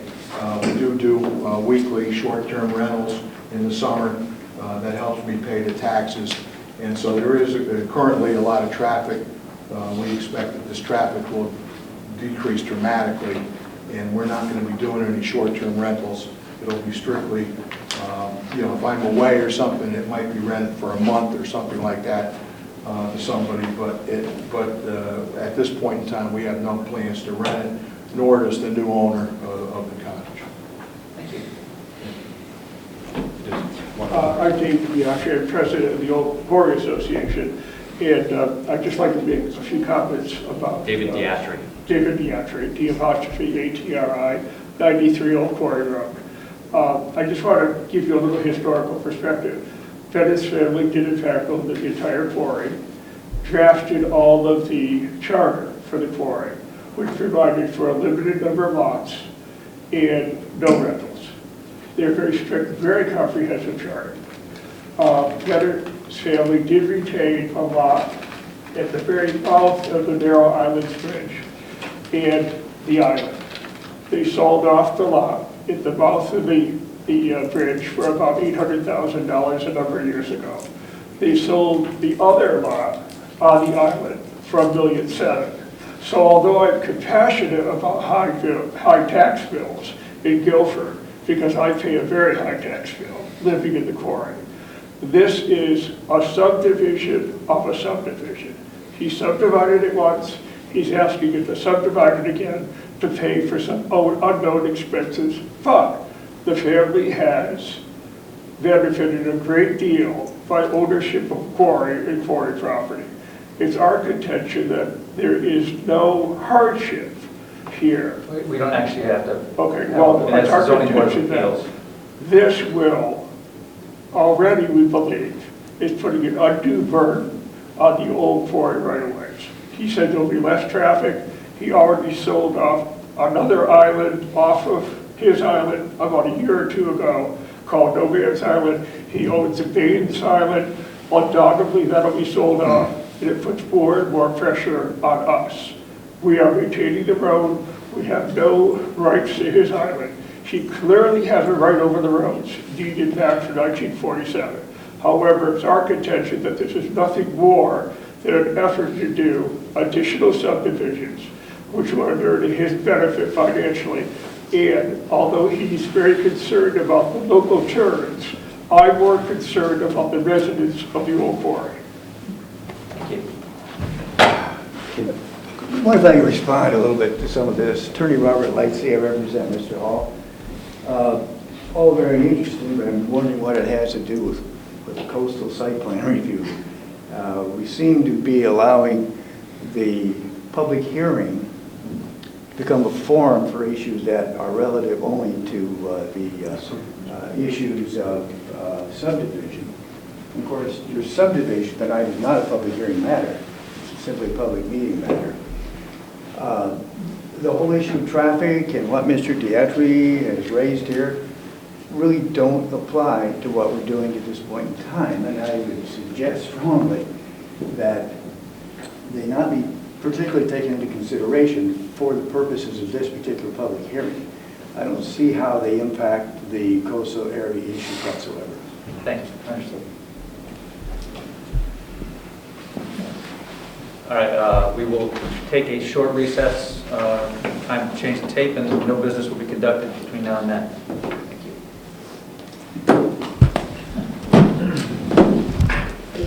Having conducted no business, we will reconvene the meeting of the Planning and Zoning Commission. So, unless there are additional public comments with respect to the call or against, I would have someone make a motion to close the coastal site plan. I will make a motion to close the public hearing of the site plan. Second. All in favor? Okay, we now move to public hearing items. Bigliotti Construction, Long Hill Road, subdivision Long Hill Estates, West, map 96. Mr. Chairman? Yes. We have deliberations. For the public hearing items first. Quarterly. Yeah, it's just misworded a little bit. So we want to deliberate on this public hearing first, right? Yeah, correct. Okay. Sorry, So, we're still tweaking the wording. So let's say, we'll work on that for next time, right? We will. Chuck, want to do the first one? Yes, please. Voted that the Guilford Planning and Zoning Commission approve a coastal site plan application for Sean J. Porley, 65 Sachem Head Road, map 21, lot 22, zone R5, for demolition of existing single-family dwelling, and associated utilities, and construction of a new single-family dwelling. Portnet driveway. I know. Installation of utilities and subsurface sewage disposal system as detailed on coastal site plan application for Sean Porley, 65 Sachem Head Road, dated August 1st, 2019. I think that's supposed to say, right? Land of Sean J. Porley, 65 Sachem Head Road, Guilford, Connecticut. Site development plan sheets 1 through 3 dated July 1st, 2019, revised October 1st, 2019, prepared by Summerhill Civil Engineers and Land Surveyors PC in Madison, Connecticut. This application is approved with the following conditions. 1, that pre-construction meeting with the zoning enforcement officer, property owner, and site contractors occur prior to any site disturbance. 2, that all soil erosion sedimentation controls be installed to the satisfactory of the zoning enforcement officer prior to any site work. Was everything? There weren't any additional from the environmental planner. So then this application is approved based upon finding that it conforms with the zoning code and is consistent with coastal management policies of the state of Connecticut. The effective date of this approval shall be October 25th, 2019. Thank you. Discussion. And obviously, they're going to have to clear a few things on the road they want access to before they start construction. But that's not our problem. I think it's good they're abandoning the driveway existing, considering how it's in the wetlands now, but that'll no longer be used, they'll be accessing from above. Why wouldn't you take it out then? They're not taking it out. No, they're not taking it out, but they're abandoning it, yeah. Well, they're still going to have the access to it. I mean, they're not officially saying that they're abandoning it, right? No. So, That's true. The driveway is remaining, as shown on the plan. I think it's fair use of the But property. certainly will be less impact on the wetland. Right, that probably won't be used unless they have. It's certainly moving a lot farther out of the flood zone. Right. That's for sure. He's up on top of the hill. So we have a motion, we have a second. I'll call the vote. All in favor? Thank you very much. We have another one coming up, right?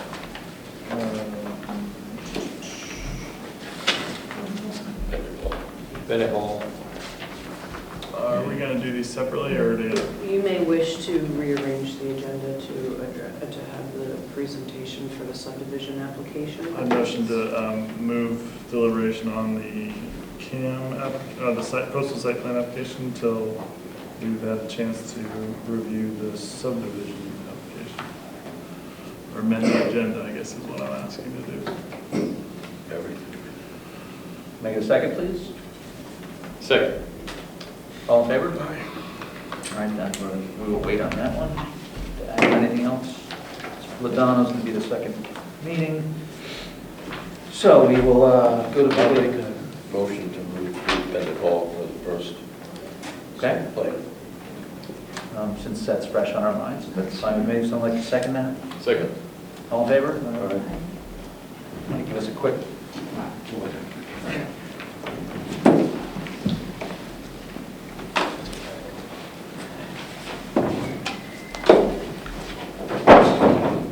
Excuse me, before we begin this, I just want to clarify one thing. Obviously, initially, the CAM portion of was a public hearing portion of it. This portion is not a public hearing That's correct, portion, it's a also. public meeting portion of it. Okay, okay, Yes. fine, thank you. Thank you. Okay, Mark Young, Lansbury Waldo Associates, representing Bennett Hall trustee. Got a few, I think we covered a lot of the details already. A few nuts and bolts. This property as a whole is 124,000 square feet. We have one lot, 74,637, and this lot is 49,448. Again, we have a variance for lot size for this lot, which was granted 3 years ago. We're providing a conservation easement for our open space requirement. This is about 12.4% of the total area, where 10% is required. In accordance with the public health code, we have constructed new septic systems serving each house, so that each house has its own septic, its own lot. Previously, they were shared, and that system has abandoned, and we have new systems which have been approved and installed. We have a new well for Lot 2. The existing well for Lot 1 is here. Again, as was discussed, the right-of-way through Old Quarry to serve both these lots, the right-of-way over Lot 2 to serve Lot 1. Utilities are, I believe they are underwater or across the bridge out to this transformer here, and we have a utility easement out to Lot 1. So I think everything is completely conforming with the regulations. Lot sizes are conforming. We have access to a public street. I believe it conforms and should be approved. Any questions from commissioners? They have the variance for they certainly have the lot size. And they're keeping away the public access for the protection of the turns. I personally don't think that there's going to be much of an impact with respect to any abutting neighbors. I mean, it's a very unique circumstance that they're not a part of the association, yet they have this access to the main road in and off the island. I mean, there's little that we could really do to monitor, dictate if someone chose to lease the property. Bottom line is they're not part of the association. So. No? I don't think there's going to be much change in the traffic. That there's going to be anything that's going to be less. The argument that it's going to increase it by selling off their houses doesn't make sense to me. I don't know, but it's actually going to have less traffic, and I can't see where it'd be a problem with traffic at all. I don't think their argument was substantial. Okay. So, would someone like to make a motion? I'll make a motion. Voted that the Guilford Planning and Zoning Commission approve a coastal site plan and subdivision application for Bennett Hall trustee, 135 Old Quarry, map 6, lot 6B, zone R5, for a 2-lot subdivision as shown on a coastal site plan application dated September 13, 2019, and subdivision plan property of Bennett Hall trustee dated August 12, 2014, revised to September 3rd, 2019, prepared by Waldo and Associates LLC. This application is approved with the following conditions. 1, that prior to the filing of subdivision map, the open space easement be accepted by the town. Was there other stipulations on the... Kevin's conditions. Kevin, I would also like to add Kevin's conditions as number 2, 3, and 4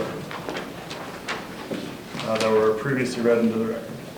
This coastal site plan application is approved based upon a finding that it conforms to the zoning code and is consistent with the coastal management policies of the state of Connecticut. The subdivision application is approved based upon conformance to the subdivision code of the town of Guilford. The effective date of this approval is October 25th, 2019. The record subdivision map must be filed in the land records as per CGS section 8-25. Do you think it's a moot point to add Dawn McKay's letter, even though the subject's already built? I wouldn't worry about it. Okay. Someone like to second the motion? Second.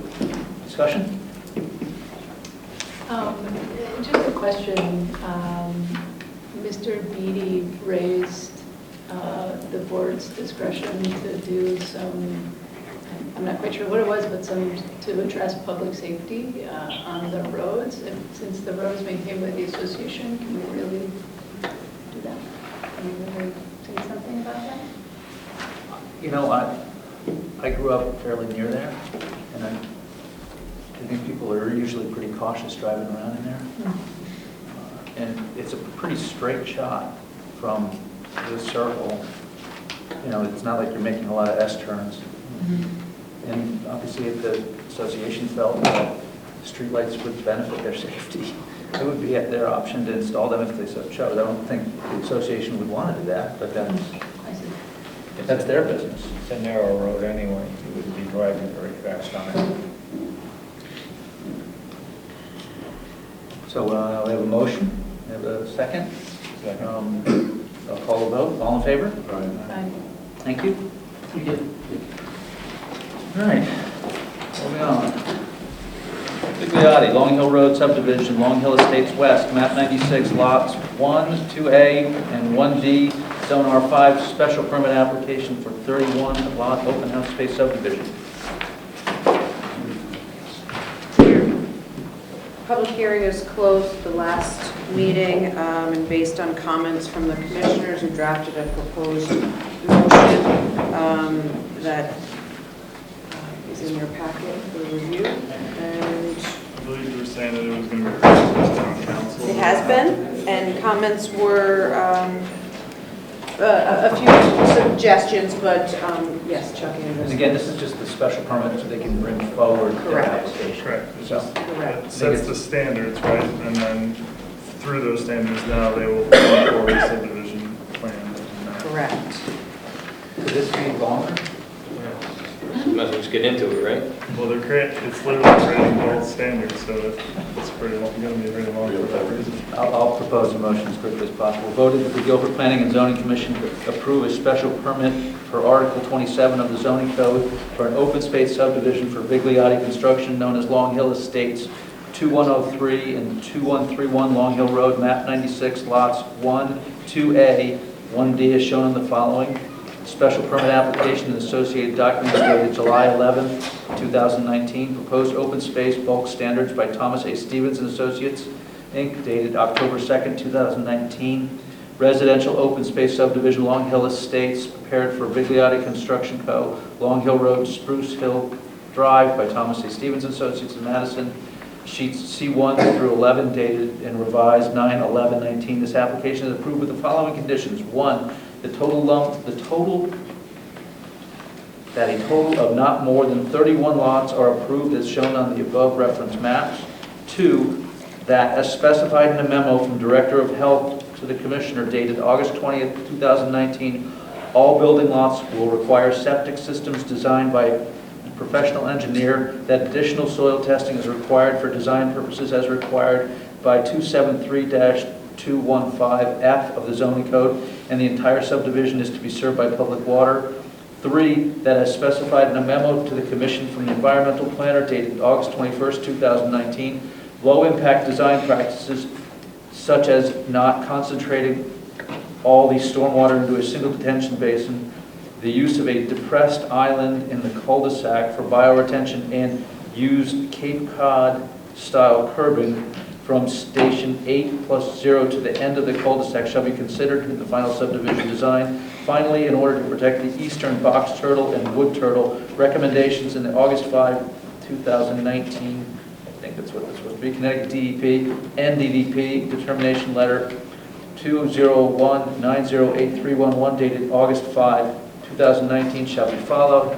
4, as recommended in a letter to the Commission from the Inland Wetlands Commission dated July 12, 2019. A, all buildings, stormwater infiltration, primary leaching fields and reserve leaching fields on the residential lots be located on a minimum of 50 feet from wetlands and water courses. B, water flow across the property shall not be restricted by roads or driveways. The applicant submit at the time of the subdivision a hydraulic study of the water flow across the site for pre- and post-development. C, avoid direct impacts to wetland, RE crossings, spanning would be a priority.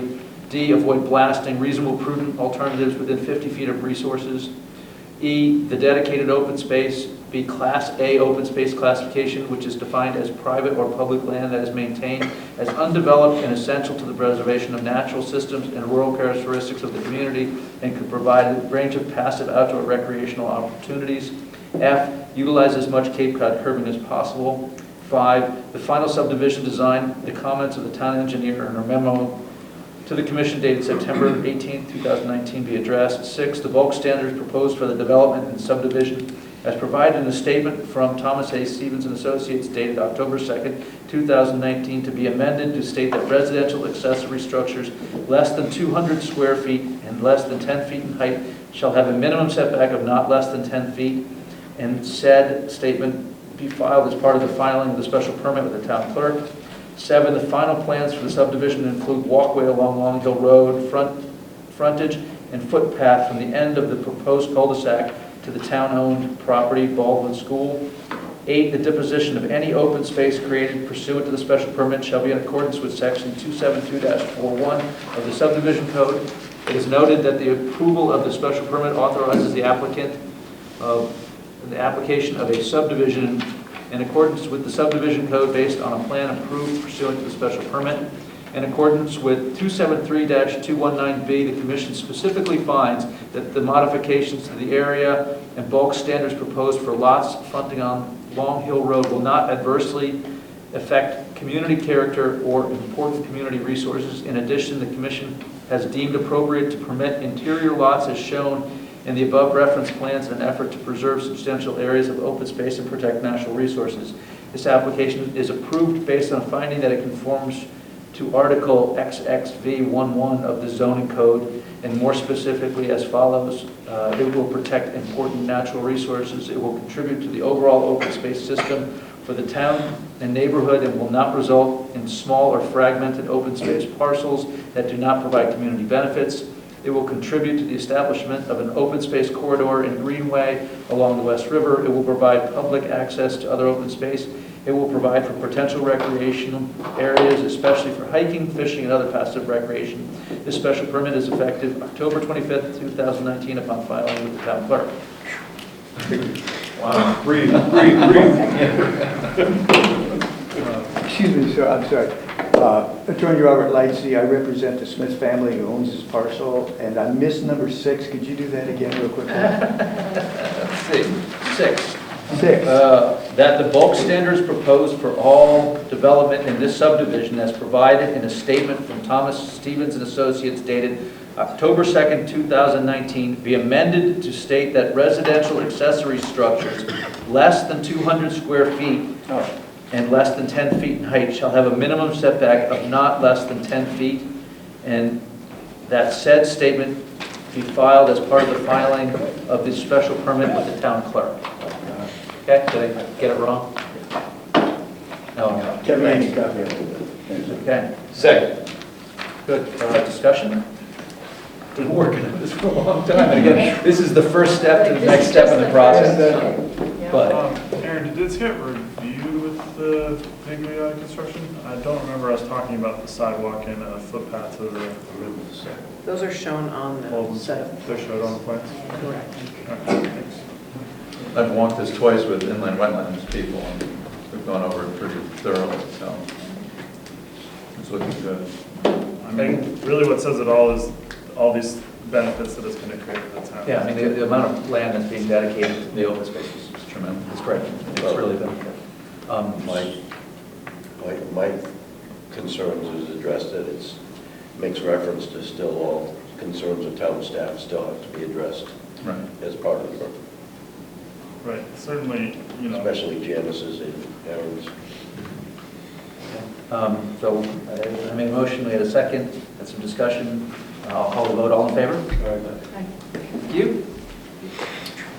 Mandatory referral, Board of Selectmen at its September 16, 2019 meeting recommended to the Planning and Zoning Commission under CGS 8-24 the acquisition of a conservation easement for 135 Old Quarry Road, Assessors Map 6, Lot 6B, in accordance with CGS 47-42C and Town Charter 7-7. Okay? Proposed motion, mandatory referral conservation easement 135 Old Quarry Road. Voted that the Guilford Planning and Zoning Commission approve a mandatory referral 8-24 as recommended by the Board of Selectmen for the acquisition of a conservation easement for 135 Old Quarry Road, Assessors Map 6, Lot 6. Second. Okay, discussion? It's mandatory. I mean, it's this housekeeping item. Is that, I'm sorry, is that common practice for the town that when a subdivision goes through, there would be this sort of natural diversity assessment and a conservation easement be proposed? Or that, or we do a fee. It is common as part of our low-impact development guidelines for them to review the state NDDB map, and if there is, to contact the state to find out what species of concern are located in that area. If there's a conservation easement or any land being deeded to the town of Guilford, that's when you get this mandatory referral to the Board of Selectmen, basically saying it's in compliance with planning guidelines. So they're aware of that, and then that gets taken to town meeting for a vote. As a point of technical, does the property stay in their name, or is it actually? The property stays in their name, the conservation easement stays in their name, but the town, it's almost like sort of a development right, we make sure that there's certain things aren't done on the property, so they're not allowed to clear trees, put buildings up. So they're basically required to just leave it in natural state, so they're allowed to use the property as it currently is now without any buildings or anything like that, but they can't add any more. Actually, there's no buildings on it right now, but they can't add anything to it. They can't put a gazebo, they can't put a dock, they can't do anything else on that area there. It's just. But unlike conservation easement, which does not grant public access, the public will have access to this open space. No. They won't? No, only town staff. No, that. It's only for us to monitor it, if somebody comes up with a complaint, it gives me the right to go out and check to see if they violated the terms of the easement document there. If it goes into fee, which we get deeded that land, then it can come into it's deeded, okay. Public use. But the conservation easement is restricted property pretty much to the property owner and guest. Great. We got a motion, we got a second there too? We got any other questions or discussion? I'll call the vote. All in favor? Anyone against?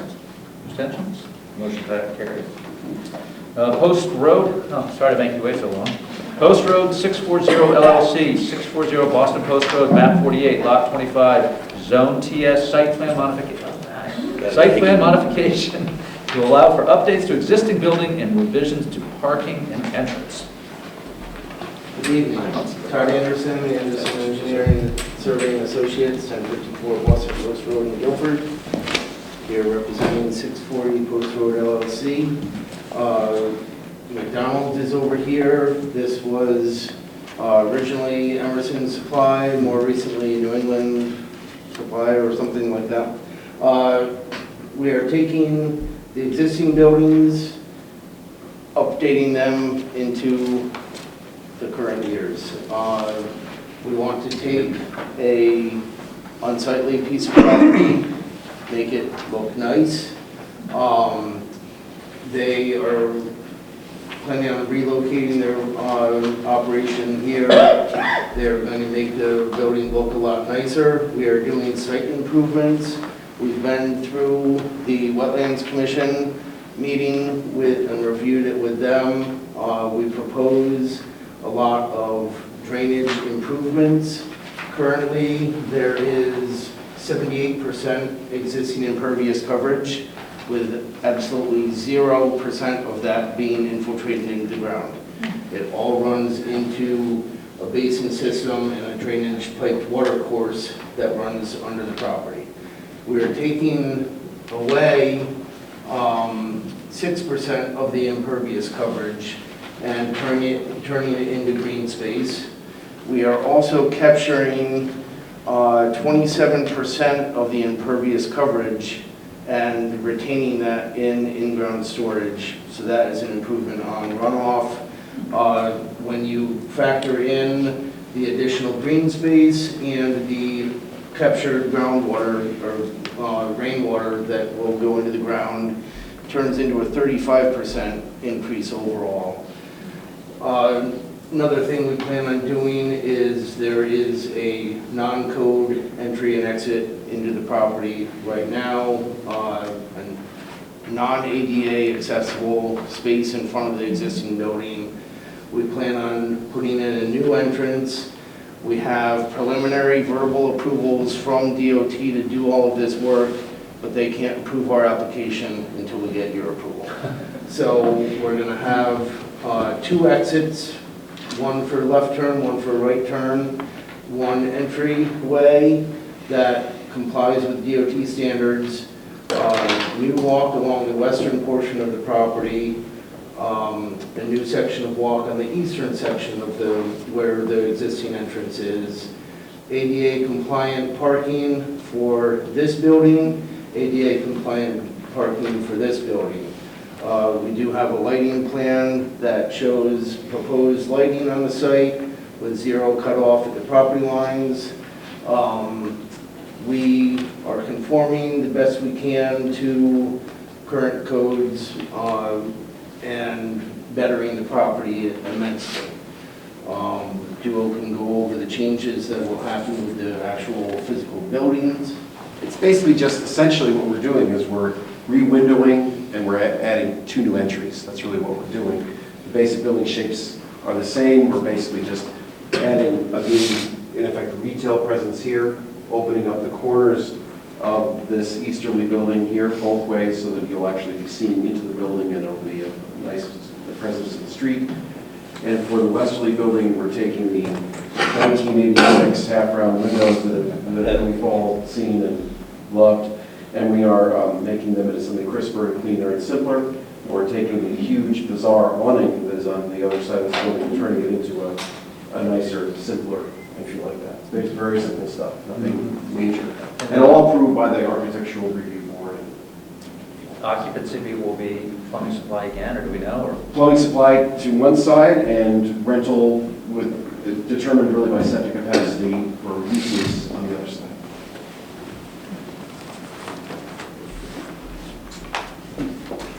Anyone have any questions? Looks like a nice improvement. This is a letter from Kevin McGee. Kevin McGee, would you like to read your letter? Still here, The applicant is proposing a site plan modification which includes building updates, revisions to the parking and entrance, and landscape improvements. The applicant has completed the checklist to guide low-impact development, best management practices, and is utilizing several items such as converting pavement area to lawn, redirecting roof water from a portion of Building 1 and Building 2 into infiltration galleries, and capturing roof water from Building C into infiltration trenches. By converting the asphalt area to lawn, the applicant is reducing the impervious surface coverage area from 78% to 72%. The site plans for the project has sedimentation and erosion control procedures are in compliance with Section 273-97B of the zoning regulations. The Guilford Inland Wetlands Commission at its October 9th, 2019 meeting approved the regulated activity for the renovation of the existing site, removal of pavement, installation of stormwater retention areas, replacement of some pavement within the 100-foot review jurisdiction area. In order to make sure the natural resources are protected, I recommend the following condition of approval. The existing erosion control measures be properly installed, and the Town of Guilford zoning enforcement officer shall be notified to inspect the sedimentation erosion controls measures prior to any site work. Soil stockpiles should be contained by silt fence or hay bales. Soils and erosion and sedimentation measures shall be maintained until vegetation is established or suitable material is installed to the satisfaction of the zoning enforcement officer. Those all make sense? Can you speak to the lighting that's going to be on site, whether it's full cutoff and whether it's night sky friendly? Yes, it is full cutoff. We have full-size plan here. It's not on board, but it's so large. And I believe we may have smaller copies of this available as well, but I'm not 100% certain on that. This, I tried printing this off on a smaller scale myself, and it didn't print well enough. So we have proposed 3 floodlights here. There's 6 downlights in this area here, 2 downlights here, and then 1 pole-mounted light in the middle of the parking lot here, and 2 downlights in here. Photometric plan shows that we are cutting off before. Are these, there's from a notation on the, yes. The south? This is the southwest, yes, it's south. So no lights planned on this side of the building here, Right. so basically lighting the parking lot and the accesses into the building. And it doesn't abut any residential. There is residential Yeah. behind So- here, but that house is way far away and there's a large vegetated buffer in there. Is that where that drain on the south, is it the southeast corner of the lot? Is that Right where it here? goes? Yeah. Yeah, this is Dusty's, Jerry's transmission, thank you. And this water course is piped from behind this medical building all the way under our site and then comes out into a water course behind Jerry's transmission. Is that the thing that crosses Boston Street? Yes, eventually it does. That floods quite a bit. That's right by my Yeah, house. So- which is why the town said capture as much water as you Right, can. so So we did as much as we could. And silt capture as well. Excuse me? And silt capture as well. Yes, yes. Any other questions? I'd like to make a motion. Voted that the Guilford Planning and Zoning Commission approve a site plan application for Post Road 640 LLC, 640 Boston Post Road, map 48, lot 25, zone TS for updates to existing building and revisions to parking and entrance as shown on site plan application dated August 16, 2019, and also site plan entitled Site Plan Post Road 640 LLC, 640 Boston Post Road, Guilford, Connecticut, prepared by Anderson Engineering and Surveying Associates, dated 8/16/19, revised to 10/10/19. This application is approved with the following conditions. 1, that a pre-construction meeting with the zoning enforcement officer and the property owner, necessary professionals, and contractor occur prior to any site work. That all soil sedimentation and erosion controls be installed to the satisfaction of the zoning enforcement officer. 3, that the sidewalks along Boston Post Road be repaired or replaced to the satisfaction of the town and CTDOT. And 4, that all lighting be full cutoff and night sky friendly. This application is approved based upon the finding that it conforms to the zoning code, The date of this approval shall be October 25th, 2019. Thank you. Excuse me, Mr. Chairman, if I could add to incorporate the architectural drawings submitted by Dickinson and Associate, Duo Dickinson Architects, excuse me, sheets A2, 1 through 3, dated October 16th, 2019. So it has been amended. Make a second? Second. Discussion? I think it's a great improvement. Looks good. I mean, yeah, exactly. It's a low bar. Yeah. Go ahead. All right, we have a motion, we have a second, I'll call the vote, all in favor? Thank you. Thank you very much. All right. Another referral. Yep, don't forget,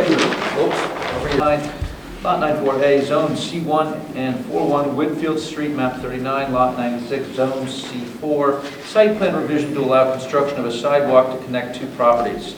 Hi, Janice. Hi. So patient. Janice Blasiak, Town Engineer for the Town of Guilford, Boston Street. Presenting to you tonight is a small connection, if you're familiar with the shops at Whitfield Street and St. George's Church parking lot. The town has created an agreement with both the church and the property owner of the shops to construct a sidewalk. It's about 60 foot in length. It's right behind the building where Baloo's is, and here the dog is the most adjacent tenant. It's currently a gravel path and grassy area. A lot of people walk through there already to connect over from the church parking lot to the shops. It's a formalized agreement to allow for very targeted parking in St. George's lot in specific areas for merchants and their employees, who will be given like little placards to put in their car, you know, it's like a whole agreement thing, to park in the empty spaces in the church parking lot to help alleviate the need for parking for the shops and businesses in this particular area. And in order to accommodate this safely, we want to construct this sidewalk connection with the appropriate handicap ramps on either end to connect the driveway for St. George's Church to the parking lot at the shops.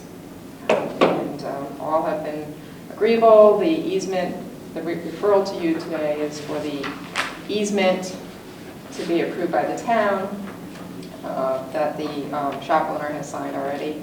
And that legal document is ready, and the church has already signed the agreement to allow for the use of the, I think it's about 75 parking spaces. That's terrific. Yeah, so, and then the town will proceed to construct the sidewalk in that area.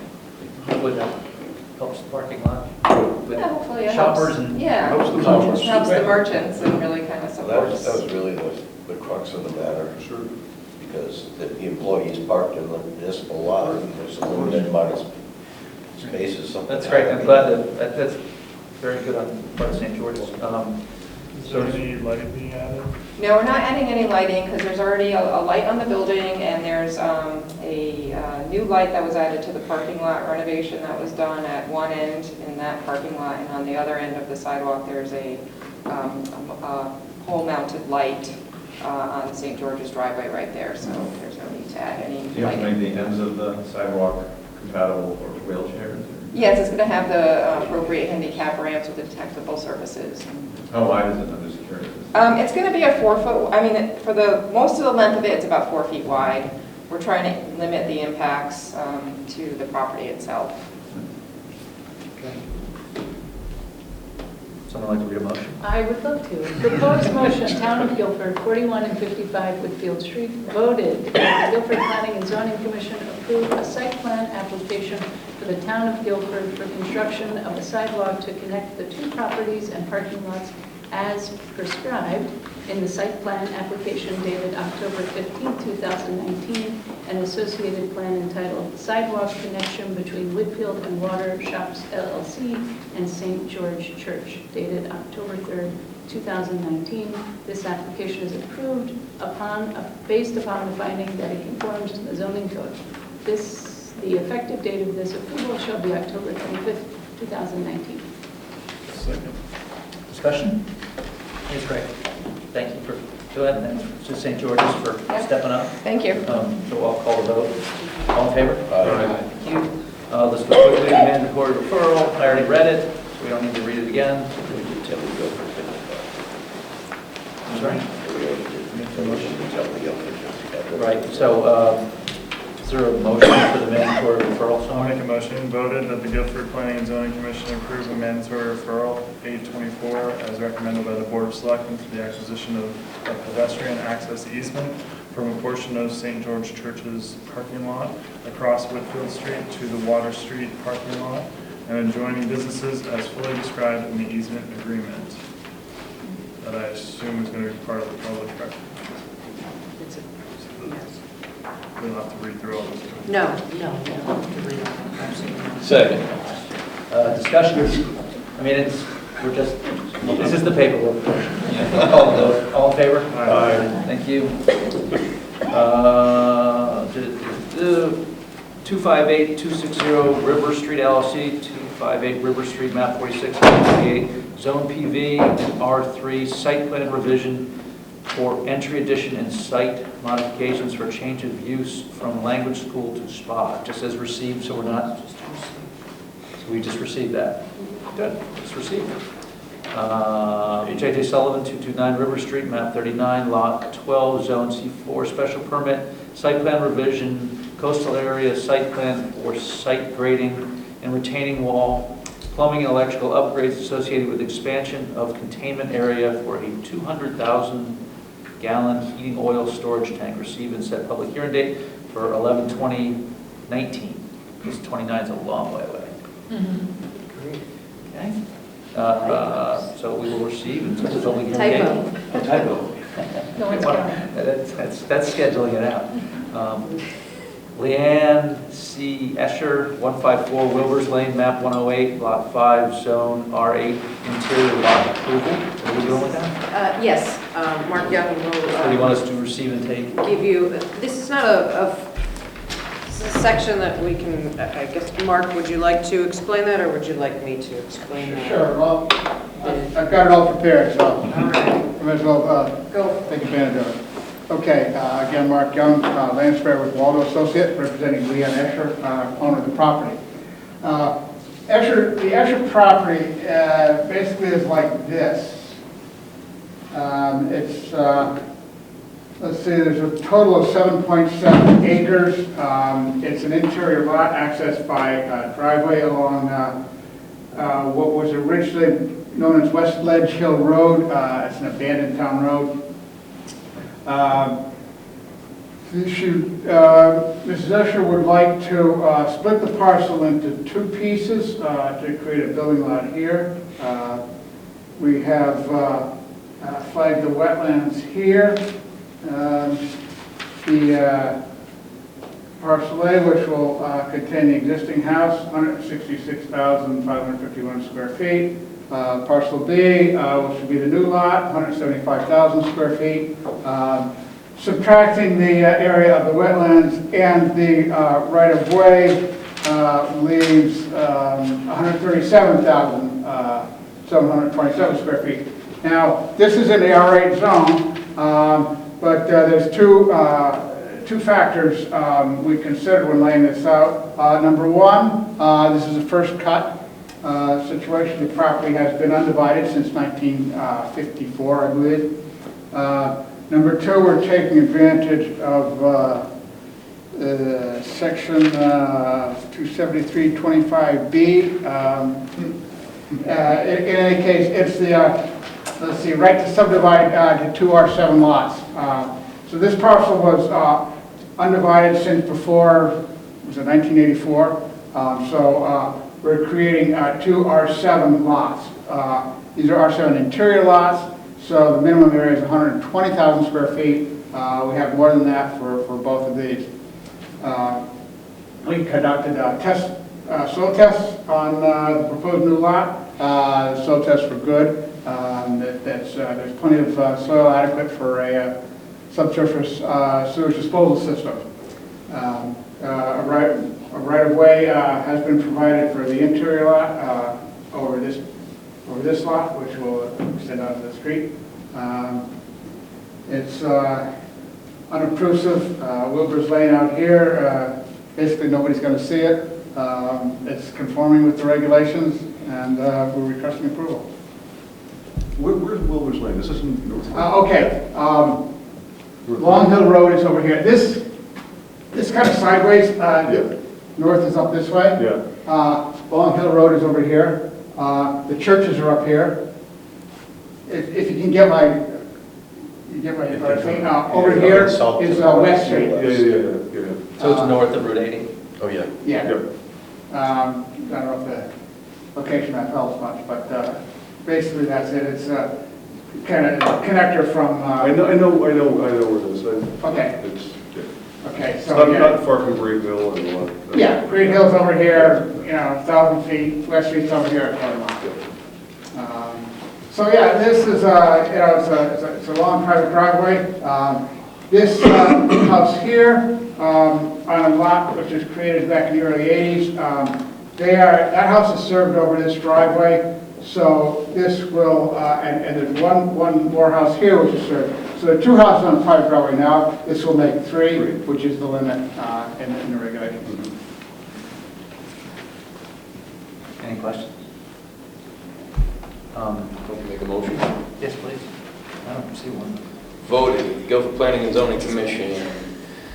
Approve an interior lot as shown on map entitled Property Survey, property of Leanne C. Escher,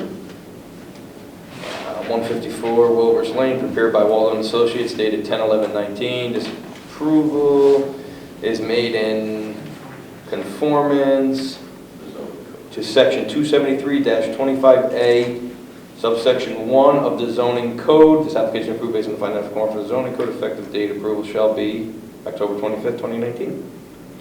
Do we have any issues with street frontage requirements or not? No, the reason this is before you is because it is a creation of an interior lot. So although this is a free cut and does not require, typically free cuts would not require commission approval. They would be filed on the land records. Section 273-25 does specifically state that when not part of a subdivision, an A2, and creating an interior lot, the A2 survey shall be submitted in 7 copies for approval by the commission prior to filing in the land records. And so it has a number of criteria that it needs to meet, which it does. It doesn't really pertain to us, but with respect to the development, are there going to be additional restrictions on setbacks and stuff?